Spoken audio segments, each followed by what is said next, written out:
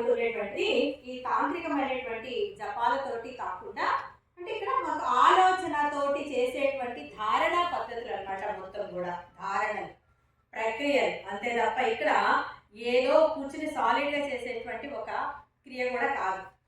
ఆలోచనకి సంబంధం లేకుండా లోపల ధారణ చేయడం, దాని మీద ఒక అవగాహన తెచ్చుకోవడం, పరిశీలన చేయడం, ఓకేనండి, దాన్ని ఆచరించడం, ఆచరణ సూత్రాలు లాంటివి ఇవన్నీ కూడా చెప్పినటువంటి ఆ 112 భైరవుడు భైరవికి చెప్పినటువంటి ఆ మార్గాలే, ఆ సూత్రాలే, ఆ శ్లోకాలు మొత్తం ఏదన్నా అనుకోవచ్చు అవి 112.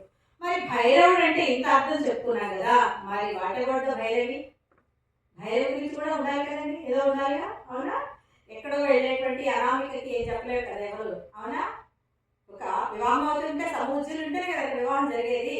సో ఇక్కడ అలాగే మరి భైరవుడి గురించి విన్నాం కదా, మరి భైరవి గురించి ఏంటి అంటే భైరవి అంటే శక్తి, భైరవి అంటే శక్తి, భైరవుడు అంటే మనం ఇక్కడ రవమని, శబ్దమని, శబ్దం వెనక దాగి ఉండేటువంటి నిశ్శబ్దం అని, ఇంకా శబ్దానికి ఇంకా శాస్త్రీయత అని, శబ్దంలో ఉన్నటువంటి విశ్వం మొత్తం దానికి అనుసంధానమై ఉన్నదని, ఇంకా చెప్పాలంటే ఇంకా మనం మెడిటేషన్ కూడా చేస్తున్నాం కాబట్టి ఇంకా చాపాలు కూడా నేను యూజ్ చేస్తాను. ఒక సబ్ కాన్షియస్ మైండ్, ఒక స్పిరిట్ ఇలా కూడా అనుకోవచ్చు.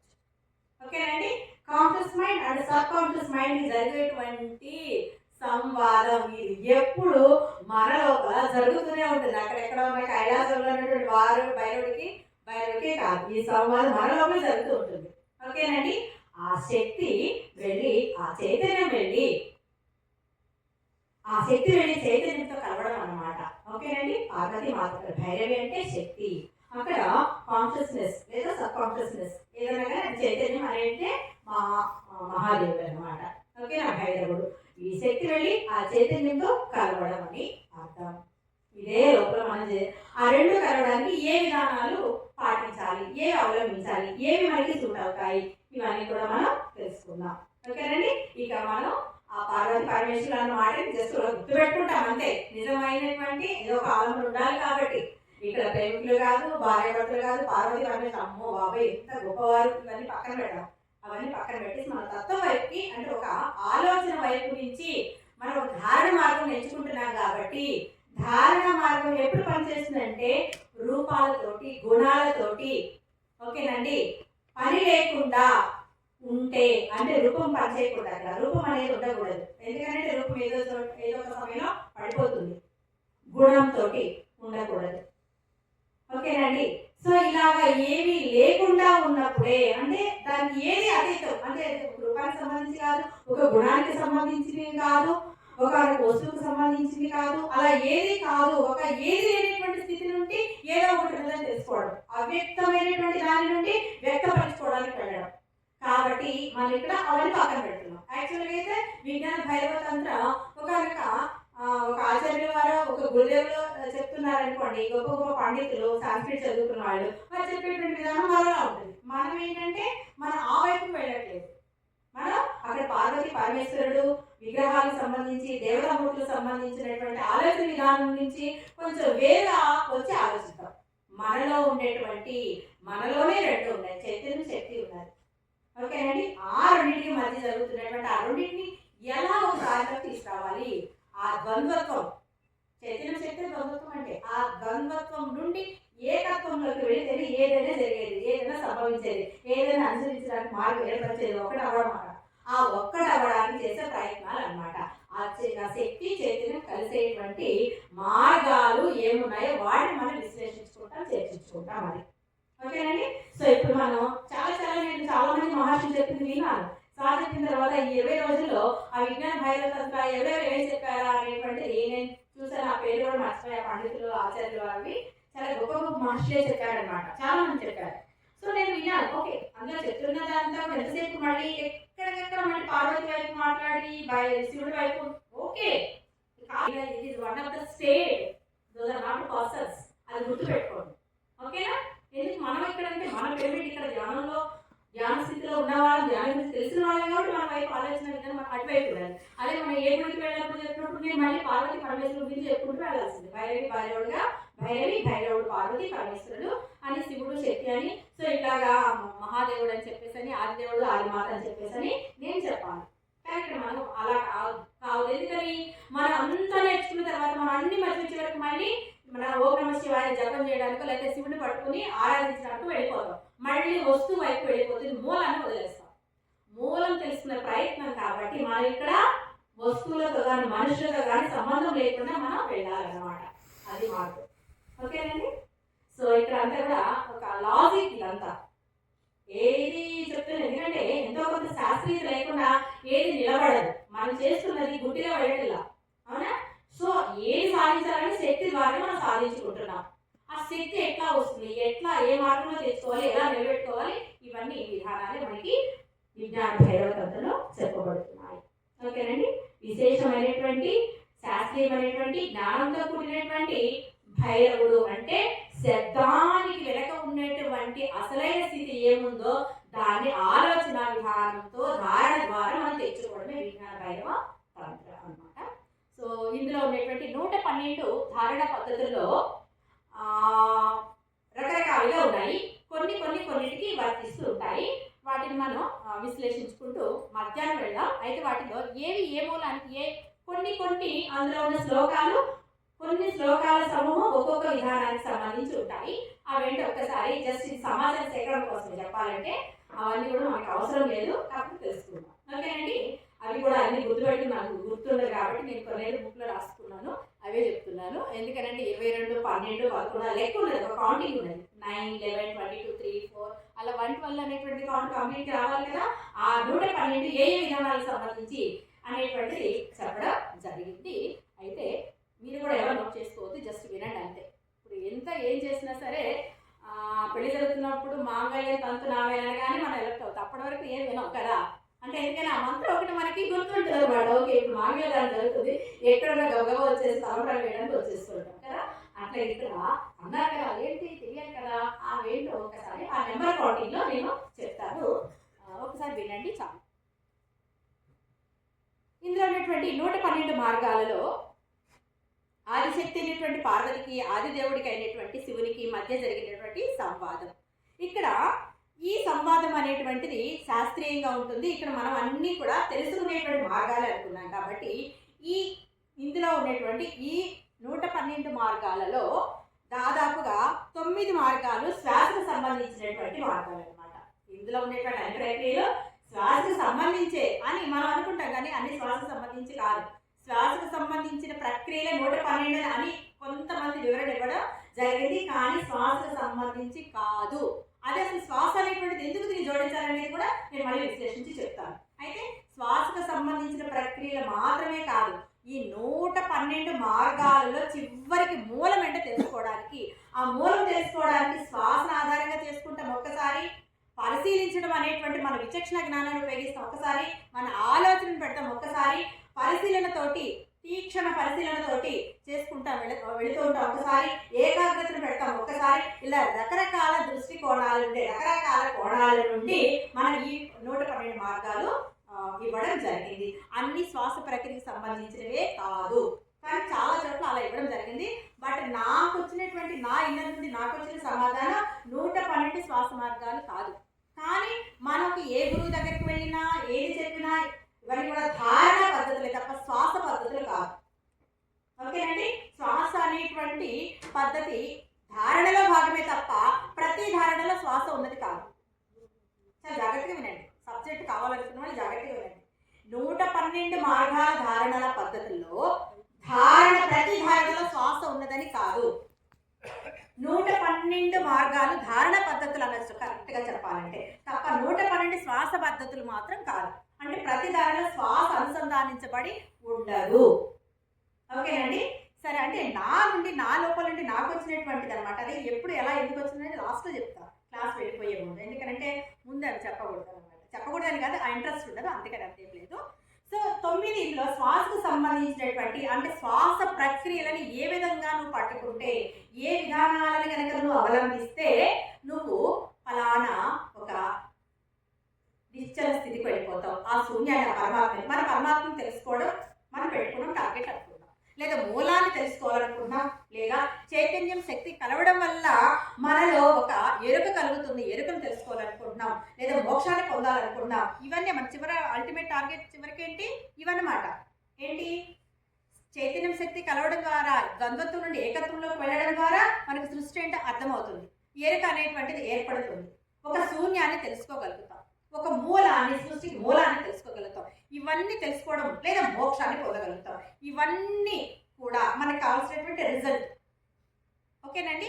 ఇవి రిజల్ట్ని తీసుకోవాలంటే మనం ఎటువైపు వెళ్ళాలి, ఏమి తీసుకోవాలి, ఏ మార్గంలో వెళ్ళాలి, అది మనకి. అంటే ఒకటి చేస్తున్నామంటే దాని నుండి అల్టిమేట్గా మనం ఏదో పొందడానికే కదా, ఏమీ పొందడం కాదు. నేను తెలుసుకోవాలనుకుంటున్నా అసలు విశ్వం అంటే ఏంటో తెలుసుకోవాలనుకోవడం కూడా నువ్వు పొందడమే కదా. అంటే అక్కడ జ్ఞానం పొందాలనుకున్నావు కదా కదా.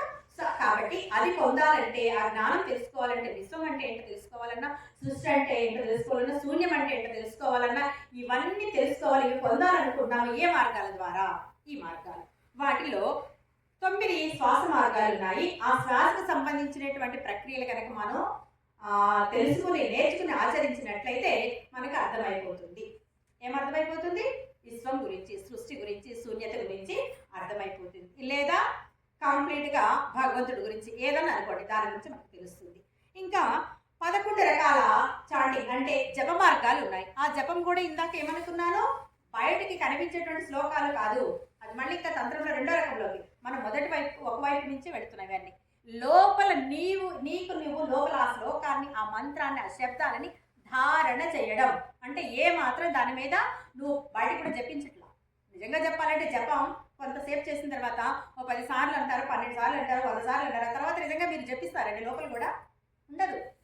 జపం జరుగుతున్నట్టుగా మీరు ఊహలోకి వెళ్ళిపోతారు, నిజంగా జరుగుతూ ఉంటుంది. ఎందుకని?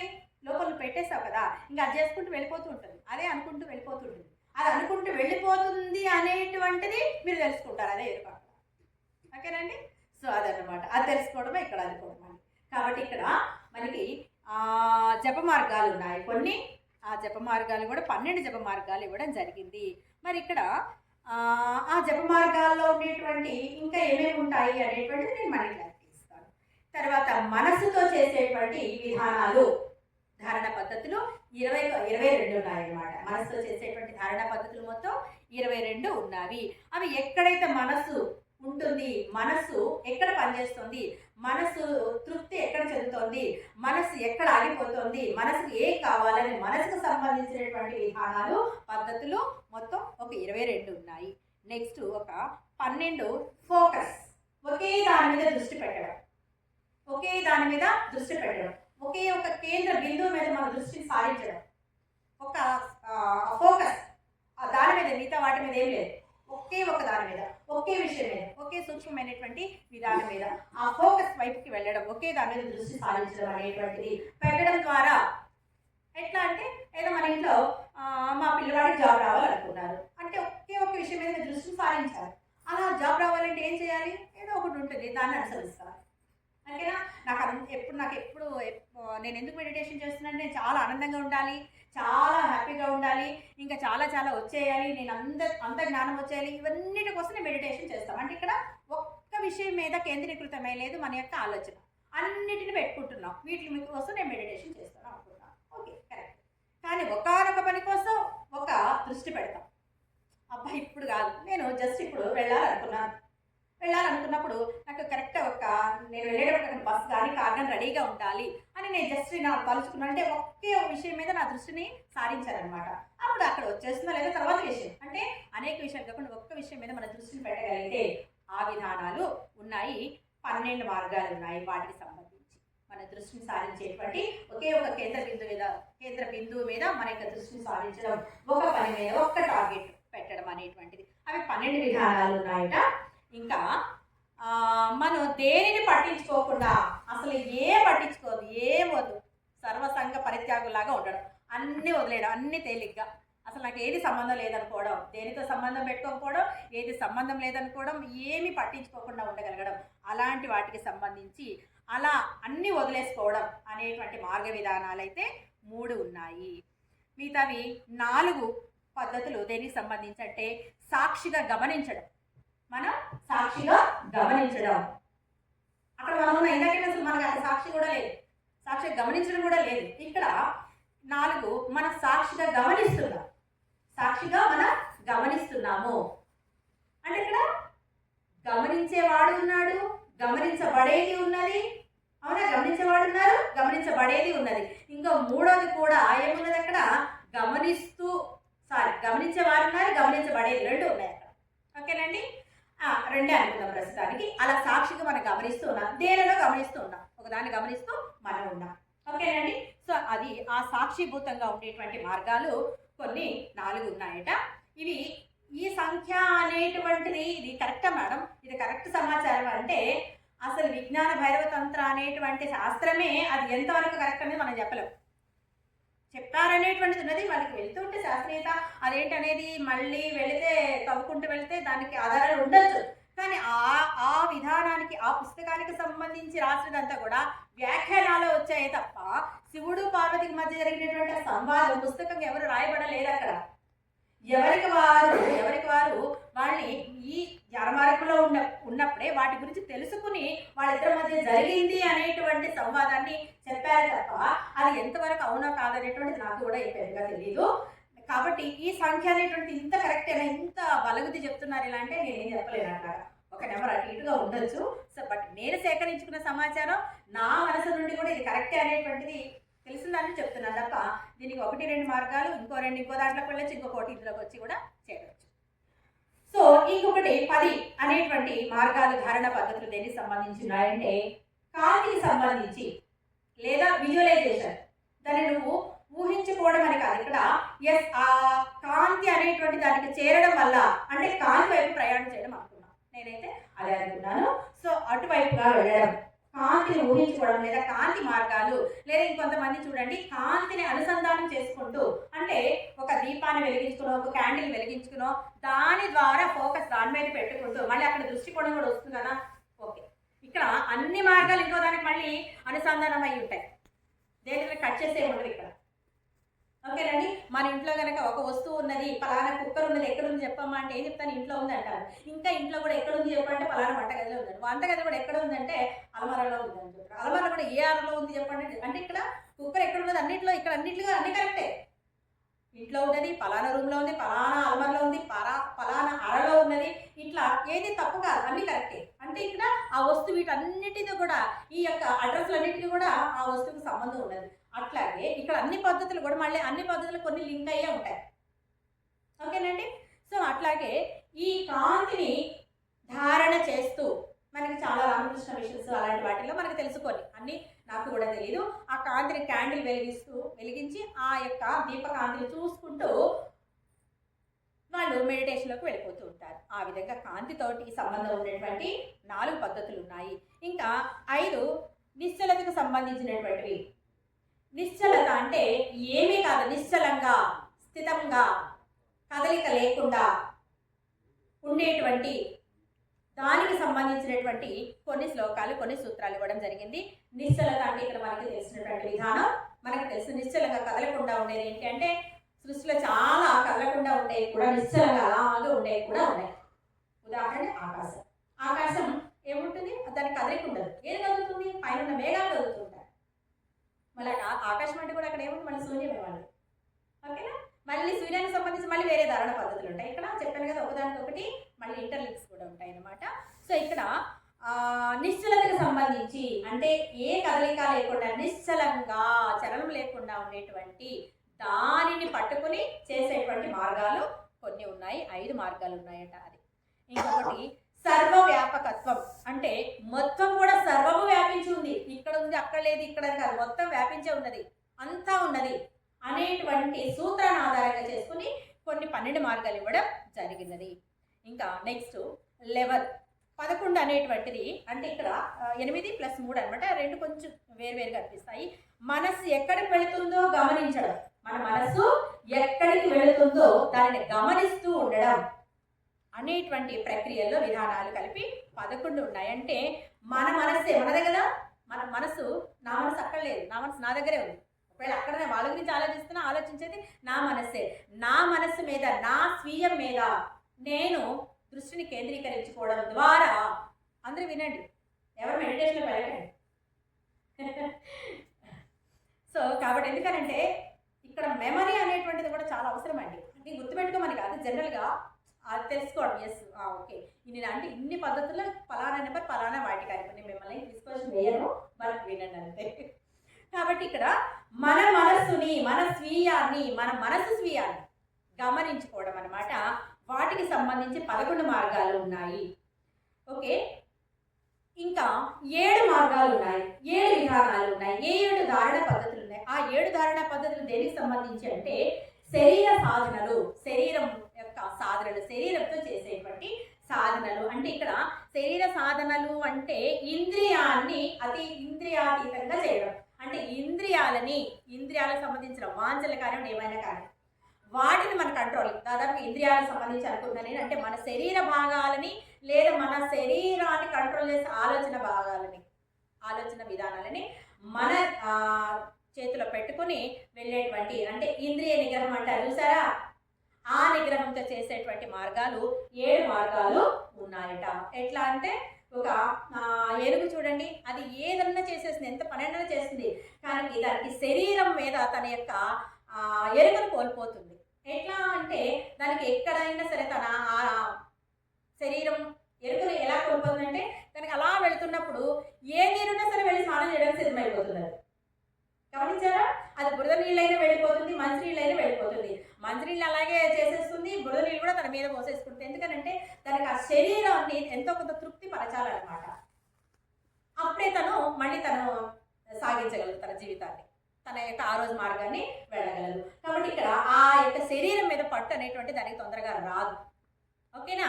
సరే, మరి ఇంకా అలాగా ఉన్నాయి కొన్ని జీవులు అంటే ఉన్నాయి. ఏ జీవులు ఉన్నాయంటే సపోజ్ జింక లాంటిది ఉన్నది. అది ఏం చేస్తుంది, శబ్దాన్ని వింటే ఓకేనండి అది వచ్చేస్తుంది అనమాట. ఎక్కడున్నా సరే తనకు కావాల్సినటువంటి చోట తనకు ఆహారం ఉన్నదని ఆ శబ్దాన్ని వినగానే ఆ జింకలు లాంటివి వచ్చేస్తాయి. ఎస్, నా ఆహారం ఇక్కడ ఉన్నది అని ఆహార సేకరణకి తన శబ్దాన్ని ఉపయోగించి ఉంటుంది. ఎక్కడ ఏదైనా వస్తుంటే తన మీద దాడి చేయడానికి అన్నప్పుడు కూడా ఆ శబ్దాన్ని వినియోగించి అది పారిపోతుంది, ప్రాణరక్షణ కూడా చేసుకుంటుంది. శబ్దానికి కూడా మళ్ళీ తను లోనైపోతూ ఉంటుంది అనమాట. ఇట్లా రకరకాలుగా ఉన్నాయి. ఇంద్రియ నిగ్రహానికి పడిపోయేటువంటి జీవుల్లో మనం కూడా ఒకరు, మనం అన్నిటికీ పడిపోతాం కదా. సో అట్లాగా ఇంకా అలాగా ప్రతి జీవి కూడా ప్రతిదానికి ఒక్కొక్క ఉదాహరణ ఉంటుందన్నమాట. సరే, ఈ ఇంద్రియాన్ని ఇంద్రియ నిగ్రహాన్ని నిగ్రహించుకోవడం ద్వారా ఎలా నిగ్రహించుకోవాలో ఆ నిగ్రహించుకోవడం ద్వారా మనం ఈ ధారణ పద్ధతుల్లో 7 ఉన్నాయి. అవి కూడా కరెక్టేనా అంటే కరెక్టే అండి. ఇందాక అనుకున్నాం కదా, 112 పద్ధతుల్లో ఏది తప్పు కాదు, కానీ ఎవరికి ఏది ఎంతవరకు అనేది ఎవరికి వాళ్ళే తెలియాలి. ఒకటి ఏంటంటే చివరిలో చెప్పుకుందాం, ఏ పద్ధతిని అనుసరించినా ఆ పద్ధతి నీ శరీరం, నీ మనస్సు, నీ యొక్క ఎరుక అనుకోండి, లేకపోతే నీ ఆత్మ అనుకోండి, లేదా నీలో ఉండేటువంటి శూన్యం, ఏమైనా 4 కూడా సాటిస్ఫై అవ్వాలి. 4 కూడా ఓకే అనుకుంటేనే మీరు ఆ మార్గాన్ని చేరుకుంటారు తప్ప శరీరం కాదనుకుంటే మిగతా 3 అంటే మీ మనసు, బుద్ధి కానివ్వండి, మీలో ఉన్నటువంటి ఆత్మ కానివ్వండి, వెళ్ళినంత మాత్రాన ఓకేనా, స్పిరిట్ కానీ అనుకోండి, ఇవన్నీ వెళ్ళినంత మాత్రాన శరీరం కనుక వాటితో ఏకీభవించకపోతే మీరు మళ్ళీ మీరు అనుకున్నటువంటి గమ్యానికి, ఆ యొక్క శూన్యస్థితికి కానివ్వండి, లేదా ఆ భగవంతుడి స్థితికి మీరు వెళ్ళలేరు. 4 వెళ్ళాలి, 4 సాటిస్ఫై అవ్వాలి. ఇందులో మనసు ఒప్పుకోకపోయినా కుదరదు. కాబట్టి ఇక్కడ ఇంద్రియ నిగ్రహం వల్ల ఏమవుతుందంటే నువ్వు అణిచిపెట్టుకున్న ఇంద్రియ నిగ్రహం కనుక ఉన్నట్టు అలా చేసి నువ్వు సాధించగలిగినట్లయితే కనుక మళ్ళీ ఉంటుంది. ఎందుకని ఆ ఇంద్రియ నిగ్రహం అనేది ఏదో ఒక రోజు మళ్ళీ నీలో ప్రకోపన చెందుతుంది, ప్రకోపిస్తుంది. అప్పుడైనా నువ్వు దాని కోరిక తీర్చాల్సిందే, దాని ఆలోచనకి నువ్వు ఒదిగి ఉండాల్సిందే, దాని పని పూర్తి చేయాల్సిందే. ఎలా?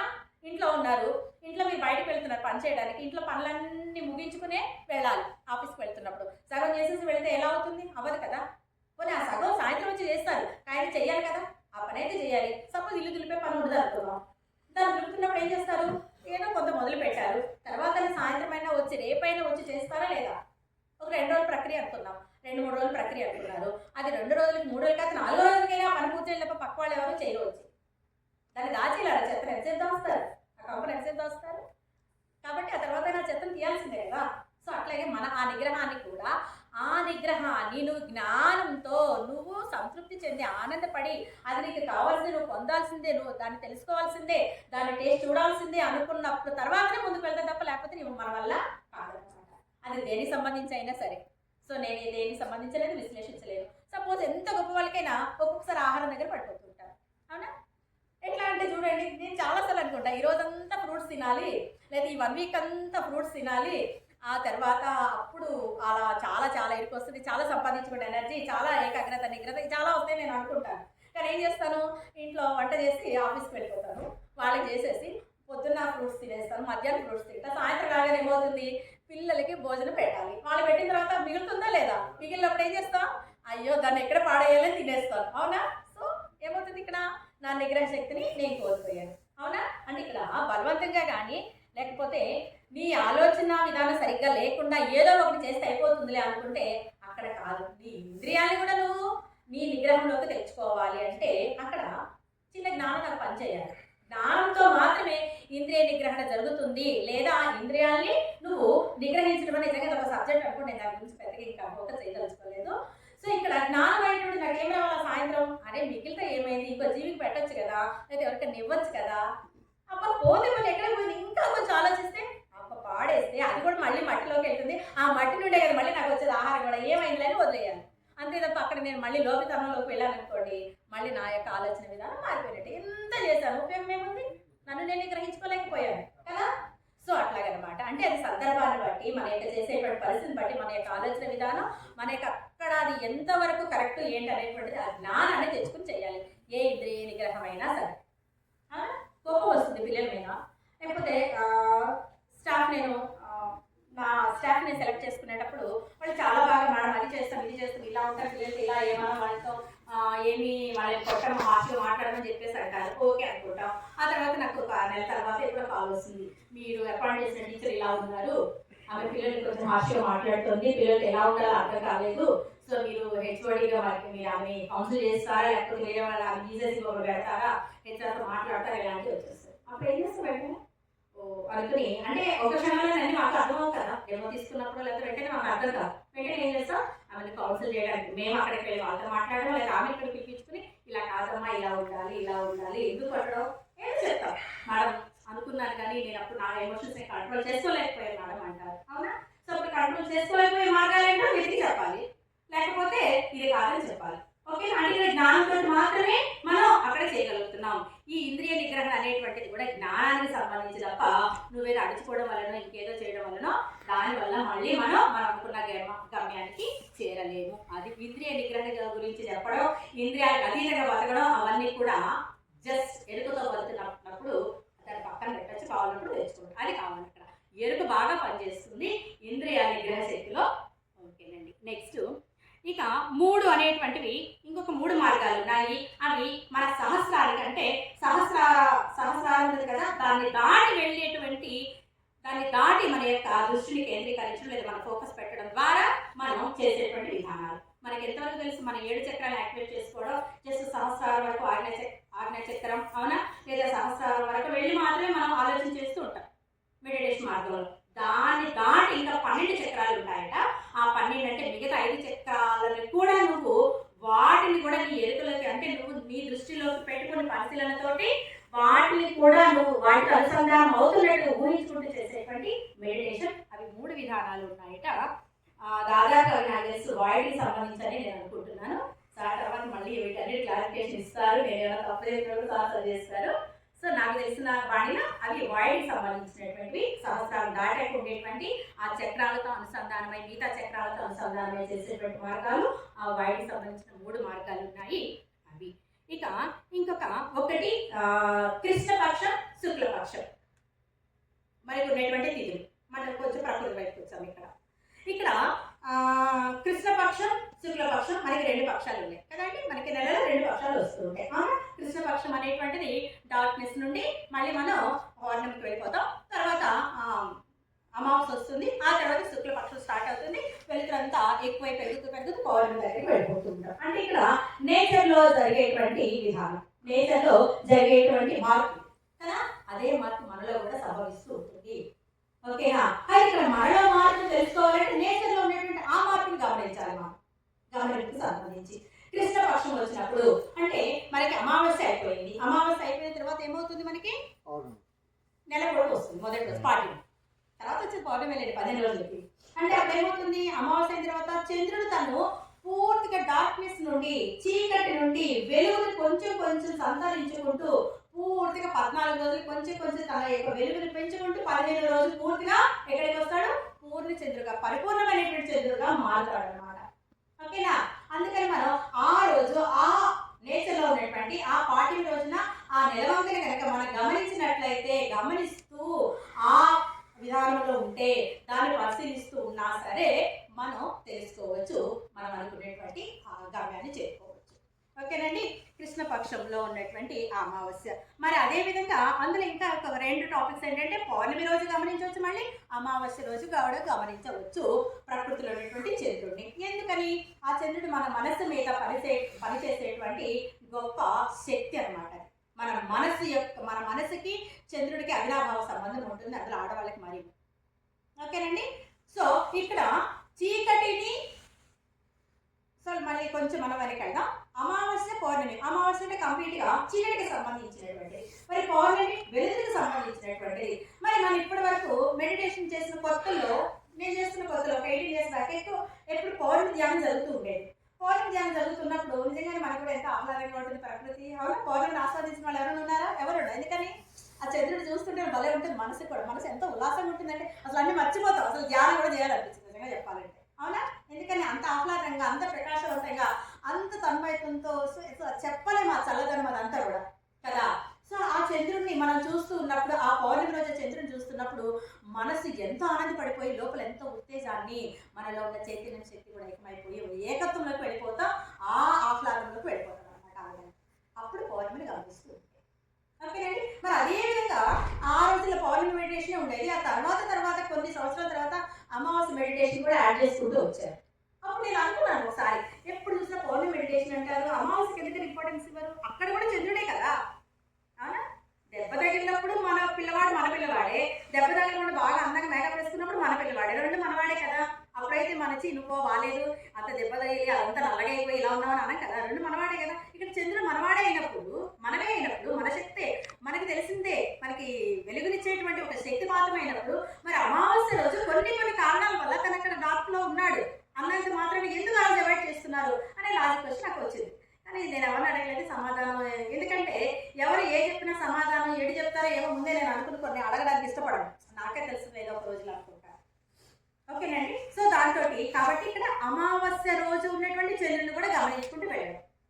పాడ్యమి రోజు, అమావాస్య మరియు పౌర్ణమి, ఈ 3 స్థితుల్లో ఉన్నటువంటి ఈ 3 రోజులు కూడా నువ్వు ప్రకృతిలో కనుక, ప్రకృతితో గడుపుతూ ఆ చంద్రుడిని కనుక చూస్తూ, లేదా ఆ చంద్రుడి యొక్క శక్తిని తలుచుకుంటూ కనుక నువ్వు కనుక ధారణ చేసినట్లయితే, నీ ఆలోచన కనుక అటువైపు దృష్టి పెట్టి నువ్వు నేచర్తో కనుక స్నేహం చేసినట్లయితే, లేదా అందులో గడిపినట్లయితే నీకు ఆ శక్తి వస్తుంది, నీ లోపల ఏకత్వం అనేటువంటిది వస్తుంది అనేటువంటి ఇన్ని మార్గాలు చెప్పారండి. ఇవన్నీ దాదాపుగా నేను అన్ని చెప్పాను అనుకుంటున్నాను. ఇంకొక చోట చూస్తే ఇంకొన్ని 1, 2 అయితే యాడ్ అవుతూ వచ్చాయి. సో ఈ మార్గాలకు సంబంధించి ఏంటనేటువంటిది మనం మాధ్యమం ఆలోచిద్దాం, ఎలాగా ఏంటనేది. అంటే అప్పుడు అంత జోయిగా ఉంటుందండి, అంత థియరిటికల్ కాదు, అప్పుడన్నీ ప్రాక్టికల్సే కదా, హ్యాపీగా చేసేసుకోవచ్చు స్టూడెంట్స్ లాగా. ఓకేనండి? ఇవన్నీ కూడా ఏంటంటే వాస్తవికతలో బతకడానికేనండి. ఇవన్నీ కూడా వాస్తవికంగా మనం ఎలా జీవించాలి, మూలాన్ని తెలుసుకుంటే జీవించగలం. అవునా కదా? మూలం తెలియనప్పుడు మనకు వాస్తవం ఏంటో తెలియదు. ఆ మూలం తెలుసుకున్న ప్రయత్నం, తెలుసుకున్నాక వాస్తవికతతో మనం అనుసంధానమై దానితో బ్రతకడం, ఏకత్వంలో ఉండడం, దీనికోసం అనమాట. సో వాటి గురించి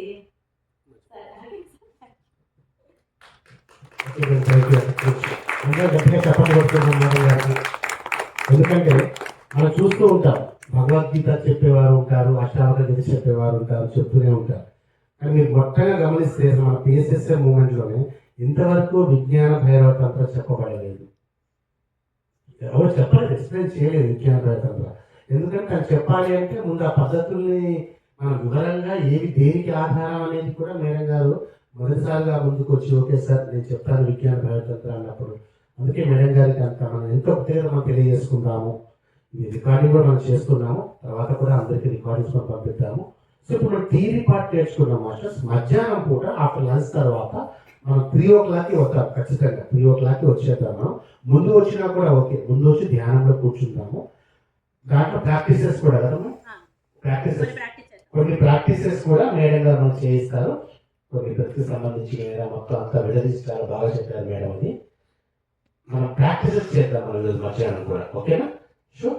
అందరం కూడా మరొకసారి గట్టిగా మన బ్రహ్మసిద్ధిరామ పత్రిక గారికి, నా కైలాసపురి మహేశ్వర మహాపురికి, పార్వతీపురి కాన్ఫరెన్స్ హాల్కి, పత్రిక శక్తిస్థలికి, గురువులందరికీ కూడా మనం గట్టిగా చెప్పకుండా తెలియజేస్తున్నాము. Thank you very much. మళ్ళీ 3 o'clockకి మనం అవుతాం మాస్టర్స్. కొద్దిగా ముందు వచ్చినా కూడా మీరు ధ్యానంలో కూర్చోవచ్చు. ఓకే, 1:45 వస్తుంది. 3 o'clockకి మళ్ళీ 3 to 5 ఉంటుంది సెషన్. 3 to 5 ఉంటుంది. మనం సాధనా పద్ధతులు కూడా మనం నేర్చుకుందాం.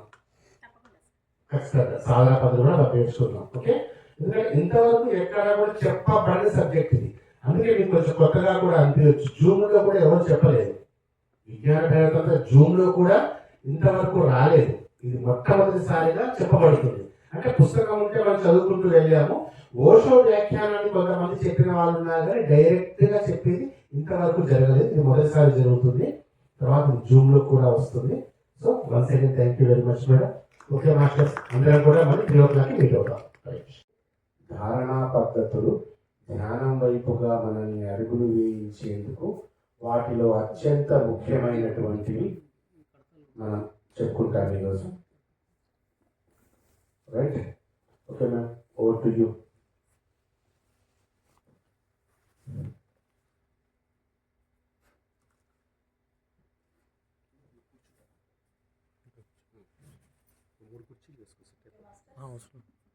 అందరూ భోజనం చేశారా? ఫుల్గా పప్పు బాగుంది, పచ్చడి బాగుంది. ఫస్ట్ భోజనానికి థ్యాంక్స్ చెప్తాం అందరూ. క్లాస్.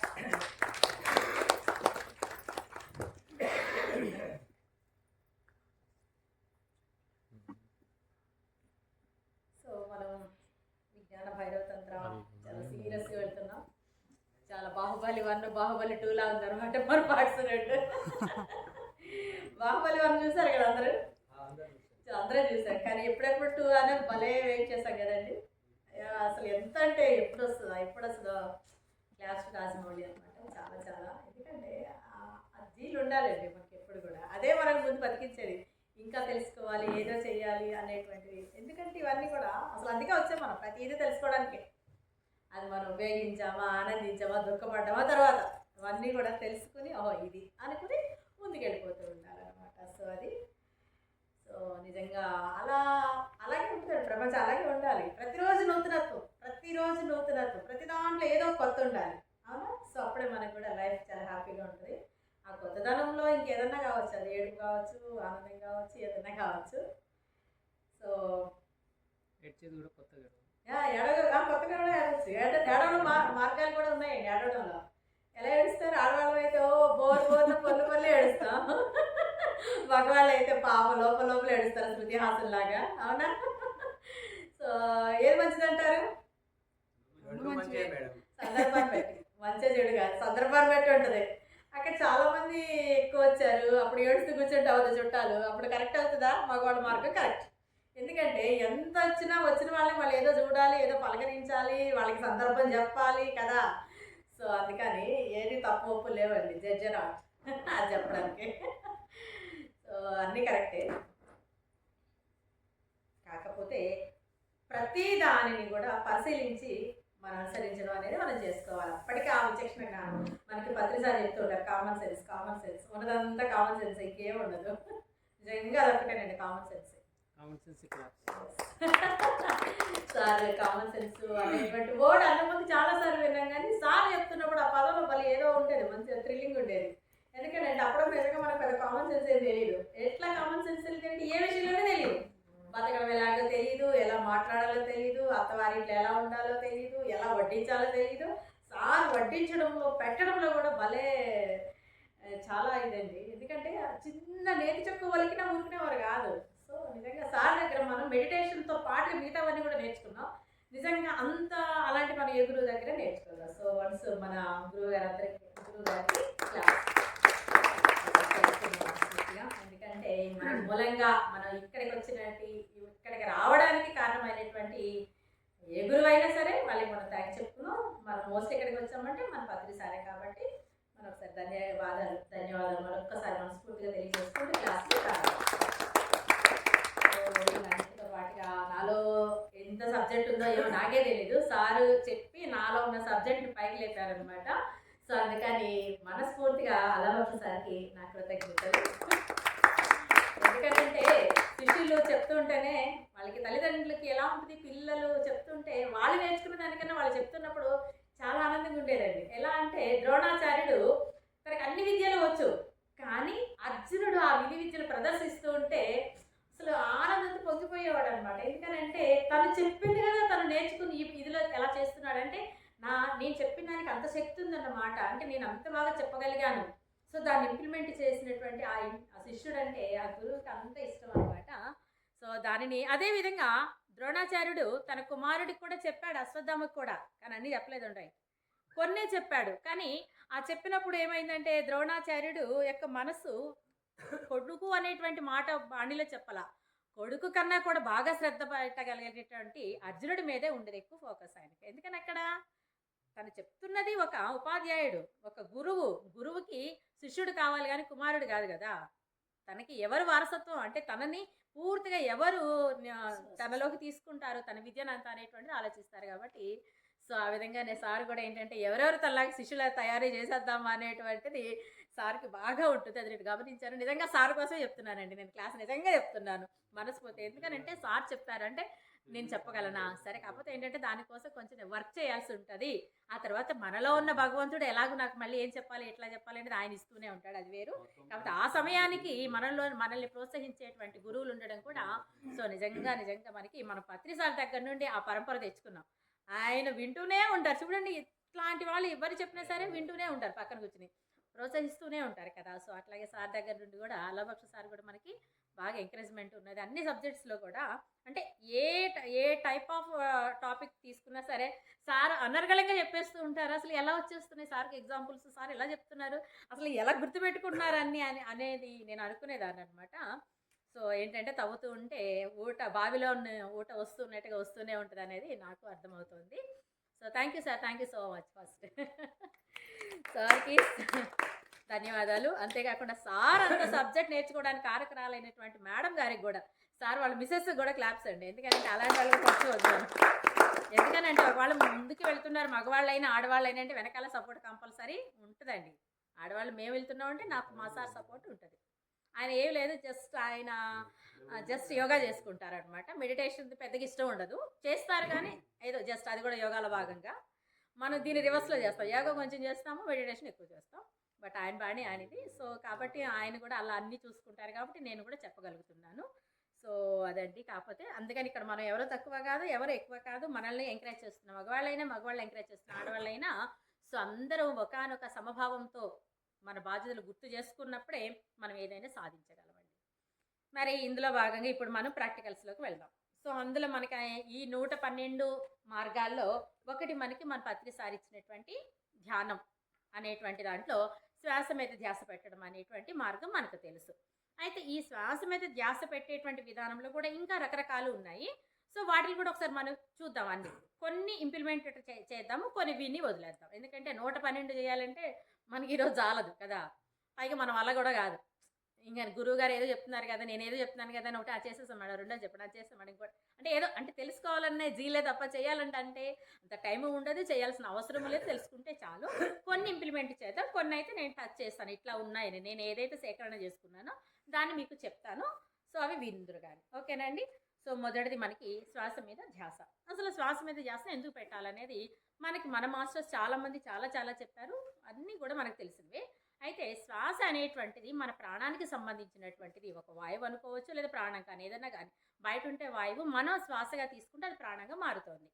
ఈ ప్రాణం అనేటువంటిది మన లోపలికి వెళుతోంది అనుకున్నాం. మరి ఈ ప్రాణాన్ని మనం ఎందుకు గమనించాలి, దానికి కారణం ఏంటి? ఎందుకనంటే అది ప్రాణం అనేటువంటిది శాశ్వతమైనది, దానికి ఇంకా లేదనమాట వేరే, అది ఉన్నది.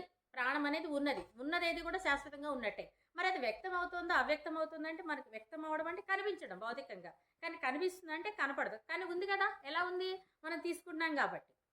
అవునా, మనం టచ్ చేస్తేనే పదార్థాలు ఉన్నాయని కాదు, ఇక్కడ టచ్ అయిపోయి ఫీల్ అవుతున్నా సరే అవి ఉన్నట్టుగానే అనుకోవాలి కదా. భౌతికంగా కనపడేయే కాకుండా అభౌతికంగా అవ్యక్తంగా ఉన్నాయి కూడా ఉన్నాయి. ఇందులో ఉన్నాయా లేవా? ఉన్నాయి, ప్రతి దాంట్లో ఉన్నది. మరి ప్రాణం అనేటువంటిది అవ్యక్తంగా ఉన్నది, వాయువు కనిపిస్తుంది అంటే వ్యక్తంగా ఉన్నటువంటిది అవ్యక్తంగా వెళుతోంది అనమాట. అంటే మనకు కనిపిస్తున్న ఆ వాయువు చుట్టుపక్కల ఉన్నదంతా కూడా మన లోపలికి వెళ్ళి అవ్యక్త రూపంలోకి వెళుతోంది. అంటే తెలియని దానిగా మారిపోతుంది. గాలి తీసుకున్నా తెలుస్తుంది, మళ్ళీ లోపలికి వెళ్ళిన తర్వాత ఏమవుతుందో మనకు తెలియటిല്ല కదా. లోపలికి వెళ్ళాక ఏదో జరుగుతుందని అనుకోవడమే అది అంతే తప్ప మనకు అది దాన్ని ఎట్లా చేయాలి, ఎట్లా క్యాచ్ చేయాలి, దాన్ని ఎట్లా తెలుసుకోవాలి, నేను చూడాలి అంటే అది కనపడుతుందా? కనపడదు. కొన్ని స్పర్శ కన్నా తెలుస్తుందా అంటే అది కూడా తెలీదు. కాబట్టి ఇక్కడ వ్యక్తమైన వాటి నుండి అవ్యక్తమైన వాటికి మనం ప్రయాణం చేస్తే గనక అందులో మార్గమే శ్వాస మీద ధ్యాస. అంటే మనం తెలుసుకున్నటువంటి అంశం నుండి తెలియనటువంటి అంశానికి వెళ్ళాలి. అప్పుడే మనం భగవంతుడు చేరుకోవడం. అంటే భగవంతుడు మనకు కనబట్లా, విన్నాం అన్ని రూపాల్లో, అన్ని రకాలుగా విన్నాం, తెలుసుకున్నాం, తత్వాలు తెలుసుకుంటున్నాం. మరి ఎట్లా ఆయన చేరుకోవడం అంటే వ్యక్తమయ్యేటువంటి ఒక విగ్రహాన్ని పట్టుకుని పూజ చేస్తూ ఉంటే ఆ భక్తిలో నువ్వు మునిగిపోయి ఆయన దగ్గరికి చేరుకుంటావు. అంటే వ్యక్తమైనటువంటి వాటి దగ్గర నుండి అవ్యక్తమైనటువంటి వాటికి చేరుకోవడమే అన్నమాట ఈ శ్వాస మీద ధ్యాస. అవునా? అందులో కూడా మన శ్వాస అంటే ఏమనుకున్నాం, ప్రాణంగా వెళుతుంది లోపలికి, వాయువు నుంచి ప్రాణంగా మారి ఆ ప్రాణం ఎక్కడ ఎలా అలా మారుతుందో, ఎక్కడ స్థితమవుతుందో వాటి నుంచి గమనించే మార్గాలలో మనం అనుకున్న 9 మార్గాలు. ఓకేనా? మరి ఆ 9 మార్గాలలో ముందు మన శ్వాసని ధ్యాస పెట్టమన్నారు సార్. మనం మెడిటేషన్ చేస్తున్నప్పుడు కళ్ళన్నీ ఇంద్రియాలన్నీ మూసేసాం. ఆ తర్వాత మనం గాలి తీసుకున్నాం, అది కాస్త లోపలికి వెళ్ళి ప్రాణంగా మారింది. ఆ ప్రాణాన్ని గమనిద్దామంటే మనకి తెలియట్లా, నాసిక వరకు వెళ్ళడం తెలుసు కానీ ఆ తర్వాత ఏమైందో మనకి తెలియటం లేదు. దాన్ని మనం ఎలా పట్టుకోవాలి అంటే గమనిస్తూ ఉంటే గనక అసలు అది అనేటువంటిది నీకు అన్ని రూపాల్లోకి లోపలికి వెళ్ళిపోయిన తర్వాత ఎక్కడని పట్టుకోవాలి, ఏ అవయంలోకి వెళ్ళిందని పట్టుకోవాలి, ఏ బాడీలోకి ఎక్కడికి వెళ్ళింది, లివర్ దగ్గరికి వెళ్ళిందా, లేకపోతే ఊపిరితిత్తుల దగ్గరికి వెళ్ళిందా, లేకపోతే పొట్ట దగ్గరికి వెళ్ళిందా, లేకపోతే కళ్ళ దగ్గర ఎక్కడికి వెళ్ళిందని పట్టుకుంటామంటే అన్ని చోట్లకి వెళ్ళిపోతుంది స్ప్రెడ్ అయ్యి. మరి ఎట్లా పట్టుకోవాలి, దాన్ని ఎట్లా పట్టుకుంటే ఎలా తెలుస్తుంది? మరి ఇక్కడ అందుకని అది వెళుతున్నటువంటి దారి వైపు వెళ్ళి అది ఎక్కడుందో తెలుస్తుంది అనుకున్నారు. ఆ దారి కూడా మనకి తెలియటం లేదు. మరి తెలుసుకోవాలంటే ఎక్కడొక చోట ఆగుతుంది, ఆ యొక్క కేంద్రాన్ని, ఆ బిందువుని పట్టుకో. ఎక్కడ ఆగుతుందో ఆ శ్వాస అనేటువంటిది, ఆ లోపలికి వెళ్ళిన ఆ ప్రాణం అనేటువంటిది, లోపల ఉండేటువంటి ప్రాణము వాయువు అని ఈ రెండు కలిసి మనకి ఆ వాయువే ప్రాణంగా మారుతోంది. ఆ ప్రాణం అనేటువంటిది మన లోపల ఉన్నటువంటి ఆ చక్రాస్ కానివ్వండి వాటి ఒక్కొక్క స్థానానికి వెళ్ళి ఆగుతూ ఉంటుంది. మరి అక్కడ అది మనకి చక్రాలు కూడా ఏమీ తెలియదు. అది ఎక్కడ ఆగుతుందో, ఆగినప్పుడు ఎలా తెలుస్తుంది మనకి అంటే నీలో ఒక నిశ్చలత్వం వస్తుందన్నమాట. నీలో స్తబ్దత లేనటువంటి, ప్రశాంతమైనటువంటి, అలజడి లేనటువంటి ఒకానొక ప్రశాంతత తెలుస్తుంది అనమాట. నీ ఎరుకలోకి నీకు తెలుస్తుంది అది ఇట్లా అని. అక్కడ కనుక నువ్వు కనుక ఉండినట్లయితే మనం తెలుసుకున్నట్టే. ఆ శ్వాసని మీద ధ్యాస పెట్టి అసలు ఎక్కడికి వెళ్ళాలనుకుంటున్నామో ఆ ధ్యానంలోకి వెళ్ళినట్టే అనమాట. అది నిజమైనటువంటి అంతే, అయిపోయినట్టే. ఫస్ట్ ఒక సూత్రం అది అయిపోయినట్టే. కానీ ఇక్కడ వెళ్ళేటువంటి విధానంలో మనం వెళుతుంటున్నాం తప్ప, వెళ్తున్నప్పుడు ఎన్ని వస్తున్నాయి, మేడం దారిలో వెళ్తుంటే ఎన్ని వాహనాలు ఎదురొస్తాయో, కూరగాయలు అమ్మే వాళ్ళు ఎలా ఎదురొస్తుంటారు, అట్లాగే మన లోపల ఆలోచనలు 100 రకాలు ఎదురొచ్చేసి మనల్ని అక్కడ దాని వెనకాల వెళ్ళనివ్వకుండా అది వెళ్ళిపోతుంది. దాని వెనకాల మనం వెళ్ళడానికి లేదు, అలా జరుగుతుంది. దాంతో మనం ఏం చేస్తున్నాం, అక్కడే ఆ కూరగాయల దగ్గర బేరమాడుకుంటూ అయిపోతున్నాం, అది వెళ్ళిపోతుంది. అయిపోయింది ఈరోజు మెడిటేషన్. అయ్యో నేను 2 గంటలు కూర్చున్నా కానీ ఈ లోపల ఈ శ్వాస ఎటెళ్ళింది అబ్బా నాకు గడపలేదే. ఈ లోపల ఏముంది, ఇంట్లో ఆలోచన మొదలవుతుంది, లేవయ్యలే కూరగాయలు తెమ్మని, లేకపోతే నన్ను అయితే వెళ్ళాం ఇంకా ఆఫీస్కి వెళ్ళాం నన్నని ఇట్లా అంటారు. లేచి మళ్ళీ బయటకు వచ్చేసి మన పనుల్లో నిమగ్నమైపోతున్నాం కదా. దాంతో మళ్ళీ మరుసటి రోజు కూర్చుంటాం. ఇలా కూర్చున్న తర్వాత మళ్ళీ పట్టుకోవడానికి ట్రై చేస్తాం. కానీ ఎక్కడ పట్టుకుంటా ట్రై చేస్తాం, కూరగాయలు అమ్మే వాళ్ళ దగ్గర అయిపోయిన తర్వాత నుంచి జర్నీ మొదలవుతుంది. అంటే ఎంతో కొంత లోపలికి వెళ్ళాం కదా. అంటే మనకు తెలుసు నిన్న కొన్ని ఆలోచనలు వచ్చాయి కానీ ఈరోజు అన్ని ఆలోచనలు కాదబ్బా, కొన్ని ఆలోచనలు వస్తే చాలే, కొన్ని అంటే తగ్గితే బాగుంటుంది. మనకు తెలుసు, మనకు సార్లు చెప్తున్నారు కాబట్టి కొన్ని ఆలోచనలు వస్తూ ఉంటాయి, దాన్ని అవాయిడ్ చేయకండి, బట్ తగ్గించుకోవడానికి ట్రై చేయండి అంటారు. చెప్పడానికి ఈజీ, చేసేవాడికే తెలుస్తుంది ఇక్కడ. అవునా, ములిగిన వాడికే చలి తెలుస్తుంది కానీ ములగని వాళ్ళకి ఏం తెలుస్తుంది. అందుకని మీరు మళ్ళీ ఏం చేస్తాం, మనం నెక్స్ట్ డే ప్రయాణ మార్గం 10 కిలోమీటర్లు అంటే 2 కిలోమీటర్లు తగ్గిపోతుంది. ఎందుకని ఆల్రెడీ నిన్న 2 కిలోమీటర్లు మనం నడిచి ఉన్నాం కాబట్టి. ఓకే, నేను అర్థమవుతుంది కదా అందరికీ. ఇంకా తక్కువే ఉంది కదా అనుకుని మళ్ళీ ప్రయాణం చేస్తాం. మళ్ళీ లోపలికి వెళ్ళిన తర్వాత అట్లాగే మొత్తానికి ఎంతో కొంత ఒక 10 రోజులకి మన గమ్యస్థానాన్ని చేరుకుంటామని అనుకుంటాం. ఈ లోపు ఏం గుర్తొస్తుంది చెప్పమంటారా? ఇవన్నీ అయిపోయినాయి భౌతికమైనవి. ఇంకా కొన్ని బాధ్యతలు కాకుండా ఇంకా వేరే గుర్తొస్తాయి. ఏం గుర్తొస్తాయి అంటే చిన్నప్పుడు మనం పడిన బాధలు, ఏడ్పు, దుఃఖాలు ఇవన్నీ గుర్తొస్తుంటాయి అన్నమాట. అక్కడికి వెళ్ళిన తర్వాత ఆపేస్తుంటే ఏం లేదండి, అవి బేతాళ కథలు ఉన్నట్టుగా ఆపేస్తూ ఉంటాయి అన్నమాట లోపల ఒక్కొక్కటి ఇవన్నీ ఇవన్నీ కూడా మనకి ఉండేటువంటి అవరోధాలే. ఈ మార్గంలో మనం ఏం చేస్తామంటే అబ్బా అవి గుర్తొచ్చాయా, ఎందుకు ఇలా జరిగింది, చిన్నప్పుడు ఎక్కడో డిసప్పాయింట్ అయ్యాం, ఏదో సంథింగ్ ఫెయిల్యూర్ అయ్యాం అక్కడ, చదువు స్టడీ విషయంలో కానీ లవ్లో కానివ్వండి ఫైనాన్షియల్ కానీ ఎక్కడో మొత్తానికి దెబ్బతిన్నాం, అది గుర్తొస్తుంది అనమాట వెంటనే. ఓకే ఇది గుర్తొచ్చిందా, సో దానికి ఒక సొల్యూషన్ ఇవ్వాల్సిందే, అక్కడ మనం దాటడానికి ఉండదండి ఎప్పటికీ. సొల్యూషన్ ఎలా ఇచ్చుకుంటామంటే అక్కడ జ్ఞానం మనకు అవసరం. అందుకే మనం మెడిటేషన్ చేసేటప్పుడు ధ్యానం, జ్ఞానం, సజ్జన సాంగత్యం అంటాం. ఇక్కడ జ్ఞానం అంటే ఏంటంటే సజ్జన సాంగత్యం నుండి తీసుకోవచ్చు, లేదా బుక్ రీడింగ్ నుండి తీసుకుంటాం కదా. బుక్ రీడింగ్లో మనకి తెలుస్తుంది అనమాట జ్ఞానం. ఎస్, దేన్ని కూడా వదలబాకు, ప్రతి ఆలోచన ఇంపార్టెంటే. మనది కానీ మన దగ్గర రానే రాదు అసలు. మన ఎరుకలోకి ఒక ఆలోచన వచ్చిందంటే అది మనదే. ఒకవేళ మనది కానీ ఆలోచనలు కూడా ఏమైనా ఉన్నాయా, వాటిని నెట్టేయడానికి ట్రై చేయండి. అవునా, రోడ్డు మీద వెళ్తూ ఉన్నారు, సంథింగ్ అక్కడ ఏదో వాళ్ళు ఎవరో గొడవ పడుతున్నారు, అది కూడా మనకు వచ్చి చేరుతుంది, కానీ వెంటనే తీసేస్తాం, ఎందుకని అది మనది కాదని తెలుస్తుంది కాబట్టి తీసేస్తాం. అవునా, సో అట్లాగే ఇక్కడ ఆ చిన్నప్పటి అయ్యో గుర్తు వచ్చినప్పుడు వాటిని ఏం చేయాలంటే మన జ్ఞానంతో ఇది నాకు సంబంధం లేదు, లేదా నేను అప్పుడు నిజంగా తప్పు చేశాను కాబట్టి అలా జరిగింది, లేదా నేను నిజంగానే అవసరంగా వాళ్ళ ఆస్తి తీసేసుకునేది కరెక్ట్ కాదు కదా, దానికి ఏదో ఒక సొల్యూషన్ ఇవ్వాలి, వాళ్ళకి నేను ఇచ్చేయాలి ఆస్తిని, లేదా నేను ఏదో దొంగతనం చేస్తే తప్పు కదా అంటే దానికి ఒక సొల్యూషన్ ఇస్తేనే మీరు ముందుకు వెళ్తారండి, లేకపోతే ఎట్టి పరిస్థితుల్లో ముందుకెళ్ళి అది మళ్ళీ వచ్చి మన దగ్గరికి చేరుతుంది. అట్లాగే అనమాట మనం చేసిన తప్పులు, అపరాధాలు, ఓకేనండి, మనకు తెలిసి తెలియక ఏదైనా సరే చేస్తున్నట్టయితే అవి వచ్చి మన దగ్గరికి వచ్చి చేరుతాయి. ఎందుకు వచ్చి చేరుతాయి చెప్పమంటారా, మనం ఆ రోజు ఆ సంఘటన అప్పుడు ఫీల్ అయి ఉంటాం, కంపల్సరీ ఫీల్ అవుతాం. ఫీల్ అయితేనే, ఫీల్ అయిపోతే అసలు మన దగ్గర కూడా రాదండి ఏది. మనకు వచ్చే కర్మలు కూడా అదే అనమాట. ఏ జన్మలో చేసిన కర్మలు ఇప్పుడు వస్తున్నాయి అంటారు చూసారా, ఫీల్ అయితే అది నువ్వు ఎమోషన్లో తీసుకుంటే, ఎమోషన్ బాడీలోకి తీసుకుంటే అది నిన్ను ఇప్పుడు వచ్చి చేరుతుంది. లేదు, అది నా బాధ్యత. అక్కడ కృష్ణుడు ఎందుకమన్నాడు, నా బాధ్యత ఇక్కడ ధర్మాన్ని నిలబెట్టడం కాబట్టి నువ్వు కౌరవుల్ని చంపడం న్యాయమే, తప్పు లేదన్నాడు కాబట్టి ఆయనకి ఏం వచ్చి చేరలేదు అక్కడ. అక్కడ మనం ఫీల్ అవుతాం తప్పని, కానీ చేయాల్సిన పరిస్థితితో చేయాలని మన ఈగోనో మొత్తం మీద పనిచేయడం వల్లనే అవి ఆ పనులు చేస్తాం. అది ఇప్పుడు వచ్చి మళ్ళీ అంటుకుంటుంది. మరి దాన్ని వదిలించుకోవడం ఎట్లాగా, సరిదిద్దుకోవాలి. ప్రతి దాన్ని సరిదిద్దుకునేది ఉంటే సరిదిద్దుకోండి, దాన్ని తప్పును ఒప్పుకోగలిగితే ఒప్పుకోండి, తప్పు చేస్తే తప్పు చేశానని తెలుసుకోండి, సన్మార్గంలో వెళ్ళడానికి ప్రయత్నించండి. ఇప్పుడైనా చేసుకోవచ్చు, తప్పేం లేదు కదా. కొన్ని అయితే ఇప్పుడైనా చేయాల్సిన పరిస్థితి వస్తుంది, అది నిజంగానే వస్తుంది. నేను ఎప్పుడో ఒక్కసారి 3-4 ఇయర్స్ బ్యాక్ నేను ఒక బట్టలు కొట్టుకు వెళ్ళినప్పుడు వాళ్ళకి నేను తర్వాత ఇస్తానండి అని చెప్పేసి అన్నాను. ఆ తర్వాత నేను ఎందుకు వెళ్ళినప్పటికీ వాళ్ళు ఎందుకు అన్ఎక్స్పెక్టెడ్గా ఆ షాప్ తీసేసి వెళ్ళిపోయారంట ఎక్కడికో.